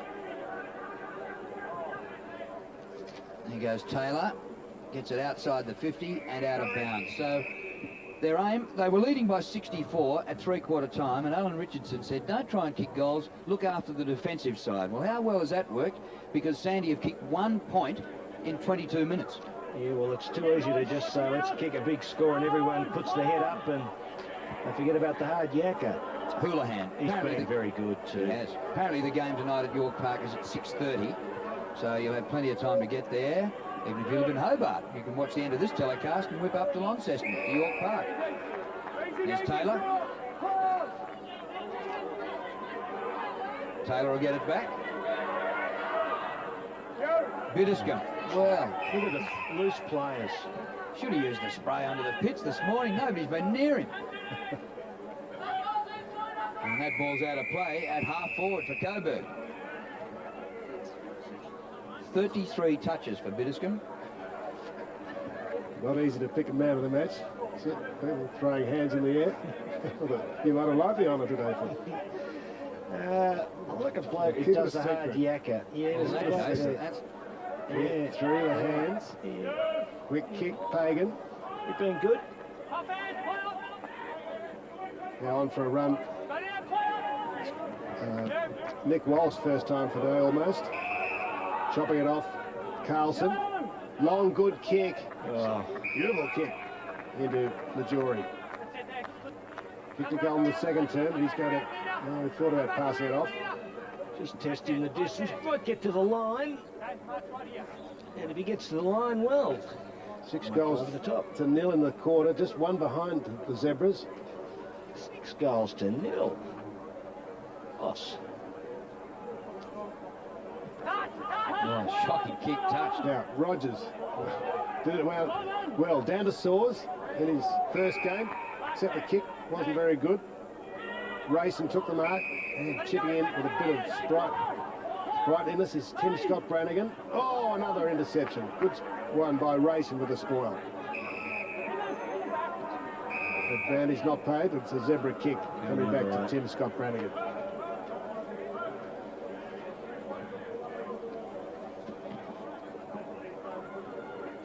How much game time's he had? Didn't have the ball too often. No. And 3 possessions. The 24.5-minute mark of the last quarter. Make it 4. Comes out wide to Grant. Centre wing, Liddell. Liddell's kick high. Not all that handsome to half forward. It's worked to the front of the pack to Walsh. Now they've lost it. Putting enough pressure on to make sure the ball's not going too far. Oh, but brilliantly played. And Carlson does well. There's a bit going on behind the play. We're watching the bench with some treatment going on there. A bit of treatment going on in the field. Free kick quickly taken by Ainley. Gee, they've got numbers back well. Coburg. Oh, don't take it. Oh, gee whiz. The jury for the push to the face has turned it over and given away the free kick. Now, let's just see. Where does he push in? Back of the head. But you know the rules. If you give the umpires a chance, they can actually take it off you. No. What the great Harold Martin once told me, Ross. He said, if you give them a chance to report you, well, they will. Scott Brannigan's had more of the footy in the last 4 minutes than he's had all day. That's over for a goal. Yep. Paddy Steinford shaking his head with the goal umpire. I think it was pretty clear that it was over the line. And Tim Scott Brannigan, we've seen him over the journey play some brilliant games for the Zebras. Now in the twilight zone. But just there you see Paddy Steinford just getting his hands on it, but it's a whisker over. A lot of Tiger supporters here today that enjoyed the day. Roscoe? It's very hard. You don't mind? No, I don't know. Have we decided? Yeah. Have you decided? Yeah, I've decided on your 3 votes, including Paul Field, our stats man, is booting it forward. Zilla up towards Flaherty, but Rogers had it. Trelaw, little dinky hand pass, missed his teammate. Penalty against Cracker. Do you like the coverage without the stripe on the back, Ross? You notice that they used to have the stripe on the back and they took it off. I know what you mean. As Walsh kicks forward, Templeton. Oh, dear. Couldn't add to his tally of marks. Must be up near about 10. Gee, Taylor, pretty quick. Spins out of trouble away from Oakley. Like a Bondi tram. Oh, they don't have any now. Here's Pagan. Nice dish out. Don't even have any Oakley trams. Forward by Miller. Zilla. Got the Corrett. Oh, quick work. Back to Corrett. Into the pocket. Strong hands. Houlihan had a brilliant first quarter. He's smiling. Tell you what, this kid's got some class, hasn't he? As it goes with the territory. Yeah, the family's got a bit. Gee, they just have it in spades. Of course, there's the youngster at Springvale. Yeah, they're everywhere. How many of them are there, Ross? Four. That I know. The one on St Kilda's list, he's the 4th one to be drafted, yeah. Josh, some say he's the best. We always say that about the last. That's right. Look at that. Get close to the man on the mark there. Should have just sized that up a little better. His first score? It is.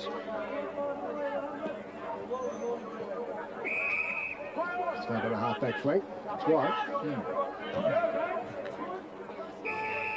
And there's the siren to put Sandy out of their misery. And Ryan Saws was hurt right on the siren and grimacing. And the last goal by Sandringham made the margin under the ton. It finished up being 96. Coburg Tigers 21-13, 139 to Sandy 6-7, 43.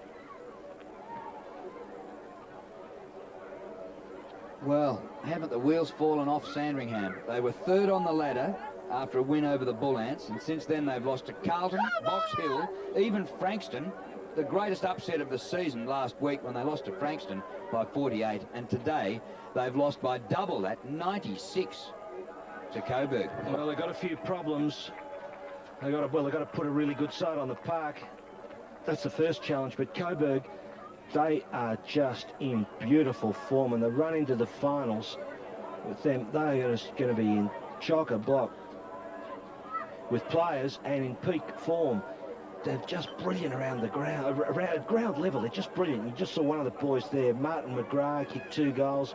Garth Taylor just did some brilliant things. Ben Tremelin, he came on and he kicked 3 third-quarter goals and then a fourth-quarter goal. And of course, Craig Eden the early was just absolutely scintillating. Well, he kicked 5 goals to half-time and jumped and flew and did a lot of things, but after half-time wasn't nearly as good as the first half. No, but, you know, I suppose that's often how games work. Blokes kick goals early and then someone else bobs up, and you see it, Eden. He just did some astounding things with the ball. He flies, he's quick when the ball hits the deck. They played a smallish forward line. They were just superb. They were great at ground level. The team spirit's there. They're going to be hard to beat. Those 2 leading goal kickers, Edney 5 all before half-time, Tremelin 4 all after half-time. Now here's the player of the day, the TXU player of the day, David Weston, number 4. He flew for that mark, got a hand on it. Yep. He comes back, he gets another hand to this one, gives it to Zilla, gets it back, and kicks a goal. And he needed it too, Drew, because he's under the pump as a player with the AFL players coming back into the side. He needed to do some big things. He had a lot of the football today, and it was important he didn't waste the footy. And to kick that goal just lifts the spirits. And Roscoe, I reckon you probably got the bloke right this time.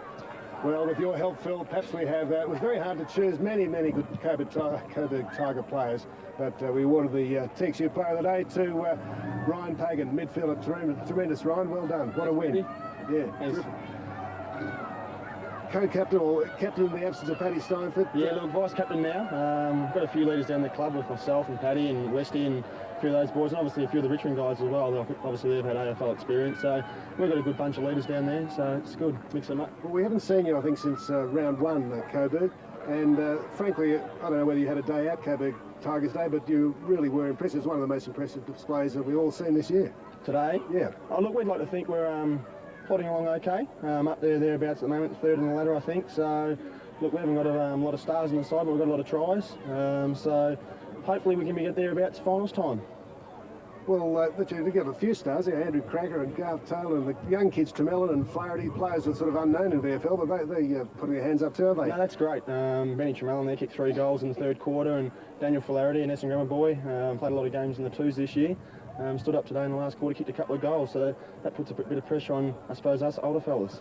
Oh yeah, how old are you? 25, so I think that's old in this competition these days. So. That's right, it is, but Phil was always true, we need some older players.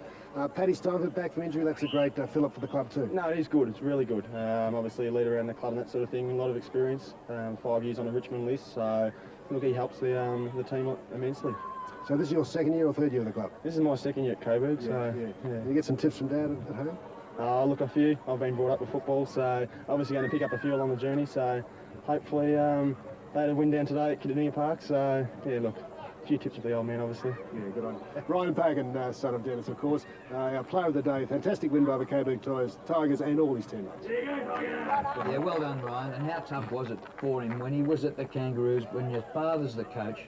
Yeah, it's a no-win situation, really. He was very, very difficult for him. But I tell you what, he's been good at this club, and a lot of people around the club actually like him. You know, they actually speak highly about his attitude. Now, how did he get the award today? Well, he was the bloke in early, in the pack, setting the game up.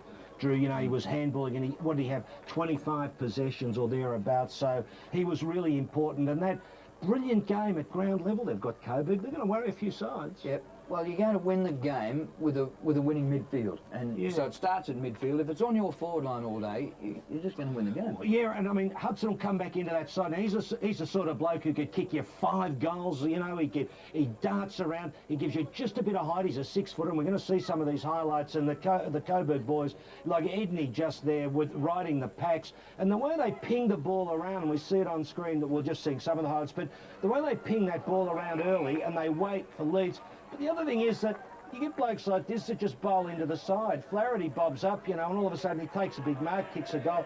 And of course, Benny Tremellen to kick 3 goals in 1 quarter. And it was interesting too, wasn't it, that Ryan Pagan knew after the game exactly that he said he kicked 3 in the quarter. So he didn't miss that. No. Now that to me is a good sign also. Well, it was mentioned by Alan Richardson at the 3/4 time break, and he went out of his way to say, well done, you stepped up to the league side, well done. And they all went, yeah, we're off. Yeah, that's good. And you carry that spirit through with you, and this is one of the challenges for the clubs. And I'm not being old-fashioned here. It's a different era, a blended club. It's a you can't help but be old-fashioned. Yeah, well, sometimes you've got to be a bit old-fashioned, but you go with it too. It's part of the game. What you got to do is make it really work for you. And so, blokes like Pagan at 25 become real key fellows, you know, because they can generate a bit of attitude. And Paddy Steinford's doing a good job there as assistant coach and co-captain and ruckman. And he loves it. You can see, can't you, when he's out there, he's the big ruckman. He wanders around the ground. He tries to organise them. Dean Talbot's another one. He's a great organiser in the back half. And that's the challenge, and they're going to be very, very good in the finals. Gee, Werribee are tremendous. You see there's 300 possessions to about 200. They've had the ball 100 more times than Sandringham, and inside 50 they've doubled it. So the Zebras, well, to get on their case, they've got problems, Drew. They've got big problems, and they've got to worry about making that making the 8, and there's pressure on. You know, we won't know exactly how it's all going to pan out, but as we speak, the man of the moment, the bloke who's doing such a big job with the Coburg side, Alan Richardson. Roscoe. Yes, here's Alan Richardson. He's quite happy for us to talk to the players, but wanting to play it down here. But gee, that was a great performance, Alan. It was a terrific performance, Roscoe. I think one of the really pleasing things was a couple of the young boys that, you know, first came at Benny Tremellen, come on and kicked 3 or 4. Daniel Flaherty, who's first came back, I think, for some 16 weeks, you know, kicked a couple too, so that was tremendous. Bad coaching, keeping me off for so long. So good. Yeah, well, exactly right. I've learned a lesson, and they put their hand up today with the finals pending. You know, they've penciled themselves in with Hutto and Millsy missing today. I thought those two in particular, along with obviously Craig Edney, who was tremendous, and Andy Cracker, blokes that we needed to step up today to kick a bit of a score. You've obviously a winning side, but you've got a good feel around the club. Yeah, no, I think the amalgamation, now that it's our second year in, is really working well. The boys that come back, I mean, probably exemplified by no more than Houlihan today, you know, the way he went about it. And he's obviously one that expects to be playing more senior footy than VFL footy, but you can see by the way he went about his footy today that, you know, when they come back, they know that they've got to put in, and he was terrific today, I thought. Good on you. Well, let's have a quick word with your big ruckman here, Paddy Steinford. Paddy, doing the warm down. He offered me there you better have your snake back. It's good to be back playing footy after the injuries. Yeah, it's fantastic to be back. It's been tough first half of the year, but it's good to be back with the boys, especially when they're playing like that. It's really good. What was the injury? I tore the posterior cruciate ligament in my right knee, and that took about 12 weeks. Good on you, Paddy. Well done, playing well. Marty McGrath, well done. He'd like a high fly there. Yeah. Only went for one today, so... Under coach's instructions? Yeah. Played more to the team game instead of... So how are you enjoying the Tigers this year? No, it's been great. It's good. Good on you, Marty. He's a great goal kicker. And here's a bit. Let's come in here with the injury. Dean Talbot. How's the ankle there, is it? Oh, it's a bit sore. Yeah, I know we'll be right. We'll be right. Yeah, just having a rest at the end because you know we were doing it pretty well in the end. So just having a rest. Well, you've been a stalwart for the Tigers in defence, along with Christian Peter Pasquale, and great game in the VFL side too. Thank you. Thanks very much. Well, you know, the Tigers all pretty happy, just warming down here, and they're chewing on those snakes, and obviously very happy. A big win over the Zebras. Well done, boss. That's really good. Did it right in the mix, didn't it? I had some funny moments in that little bit of turf, a bit of territory in there in the old Coburg Vs. Nice to be back in and seeing what's going on and seeing the side do so well. They're going to be good. They're going to be good. And Alan Richardson is clearly the best coach Coburg's had for, I'd say, a quarter of a century. Without a doubt. I tell you what, he's doing a good job and he's really enjoying it. He's stepped up. He's got his players primed up. They're going to be good. But not, I just mean in the sense that they're going to bring exciting football down to Port Melbourne and Werribee. I mean, we saw them. They're brilliant. And Geelong, so I reckon VFL watchers are in for a big month down there at Port Melbourne. An absolute treat during the finals, but next week it's, what, the third last round before the finals? Williamstown and Box Hill at Willie's Ground. That'll be fantastic. Next Saturday at 1 o'clock. Do not miss it. They've got to do the right thing. The old Seagulls are under the pump there, so that'll be a big game. And we'll look forward to the Scons. They were brilliant today. I know they'll be great next week, as they always are. Good on you, Phil. Coburg going a treat. Thanks, Bev. And the bottom? Oh, he stuck his head in and said, I'm not allowed to declare it, Bev. I'll tell you off air. Okay, we voted. You got it. Carly Minogue. Good on you. Thanks, boys. Hers was okay, let me tell you. We're going to get complaints. All right, let's go to the other footy that's happening this afternoon. First up to the AFL and the Geelong Kangaroos match. 4-6-30. The Cats not happy. Steve Johnson with just 2 and Cameron Ling, Cameron Mooney with the other 2 goals for the Cats. The Kangaroos, Lee Harding has 3, Sab Rocker has booted 2, lots of other single goal kickers for the Kangaroos, 10-7-67. The other VFL match is 9-7-61, Carlton streaking away from Williamstown. It had been pretty close up until half-time, 5-8-38. And North Ballarat, 4-8-32. Pretty unhappy match for them this afternoon against Werribee. Werribee 16-8-104. And let's also just look at how the Melbourne Storm are going this afternoon. The game between the Storm and the Brisbane Broncos. Brisbane Broncos 20 and the Storm 8. Broncos never have won in Melbourne. Let's get to results of all the races this afternoon. First up, race number 1, and it was Specular 4:30 for the win from Real Tonic and Bold Impulse. Race number 2, number 4, Choreograph paying $3.60 for the win from Storm and Gun and Bun Reba. Race number 3, it was Crystal Decanter, $7.40 for the win from Romantic Flyer and Lady Sophia, $4.12.20, the trifecta payout. Let's look at the closing stages of race number 4. Followed by Zero Drama as they swing the corner, and Rapid Water's the widest runner. Make Mine Magic first around the turn from Almighty Yeller. Lazagaletta coming through on the inside, and then Gala Chief and Zero Drama passing the 200. Lazagaletta with the rails runners tackling Make Mine Magic, and on the outside Almighty Yeller, 100 to go. Lazagaletta throw on the inside, just put the head in front of Almighty Yeller. Mastic is coming home hard on the outside. He's grabbing the lead right on the line, and Mastic has got up to win it from Almighty Yeller and Lazagaletta. Tight finish, Mastic, though, 16.40 for the win from Almighty Yeller and Lazagaletta, 9.35 the trifecta. Here's race 5. The lane, they swing the corner. El Cabello, Datari kicking on his inside. Now El Nino called on for the run, and Filatimo trying to work into the clear. Mr. Goldflyers coming with a run, and then by Daly. Eric and Currency Ripper coming wider out, but El Nino shot away. He raced 3 lengths in front of by Daly, Filatimo, Currency Rip and Eric, and El Nino clear under the whip, holds by Daly, and El Nino wins by 3/4 by Daly, who closed well. 3 lengths away third is either Currency Rip or Lord Mick. So El Nino, 6.50 for the win from By Daly, and Lord Mick well over 2,000, the trifecta. Finally, here's race 6. Last of the 5, but into the straight, Rubitano a little over a length. Ruby Slipper wound up for her dash down the outside. Sports battling away, and Wendigo next under the whip. Rubitano in front at the 200. Oliver's winding up Ruby Slipper, but Rubitano is kidding. Out by 2, holds the mare comfortably at bay, and he's going to win again. The smart sprinter Rubitano by 2, eased up a little more, in fact, over Ruby Slipper. They tried everything but failed. And then Dandy Kid third, followed by Win. Sounds like Rubiton families taking all the honours again this afternoon. 140 for Rubitano from Ruby Slipper and Dandy Kid, no third dividend. Well, we're now a little over halfway through the football season, which has provided some great highlights. Let's take a look now at some of the marks which contributed to those highlights. David Long, who's there? We'll give to Fleming.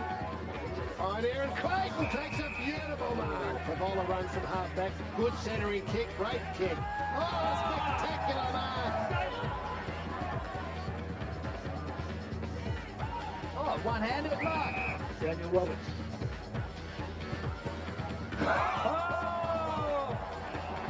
More possession for Bobolina. Some great tackles. Good kick, good lead. Disciplined kick to the top of the square. Oh, he's dragged out a fantastic mark. Pickett.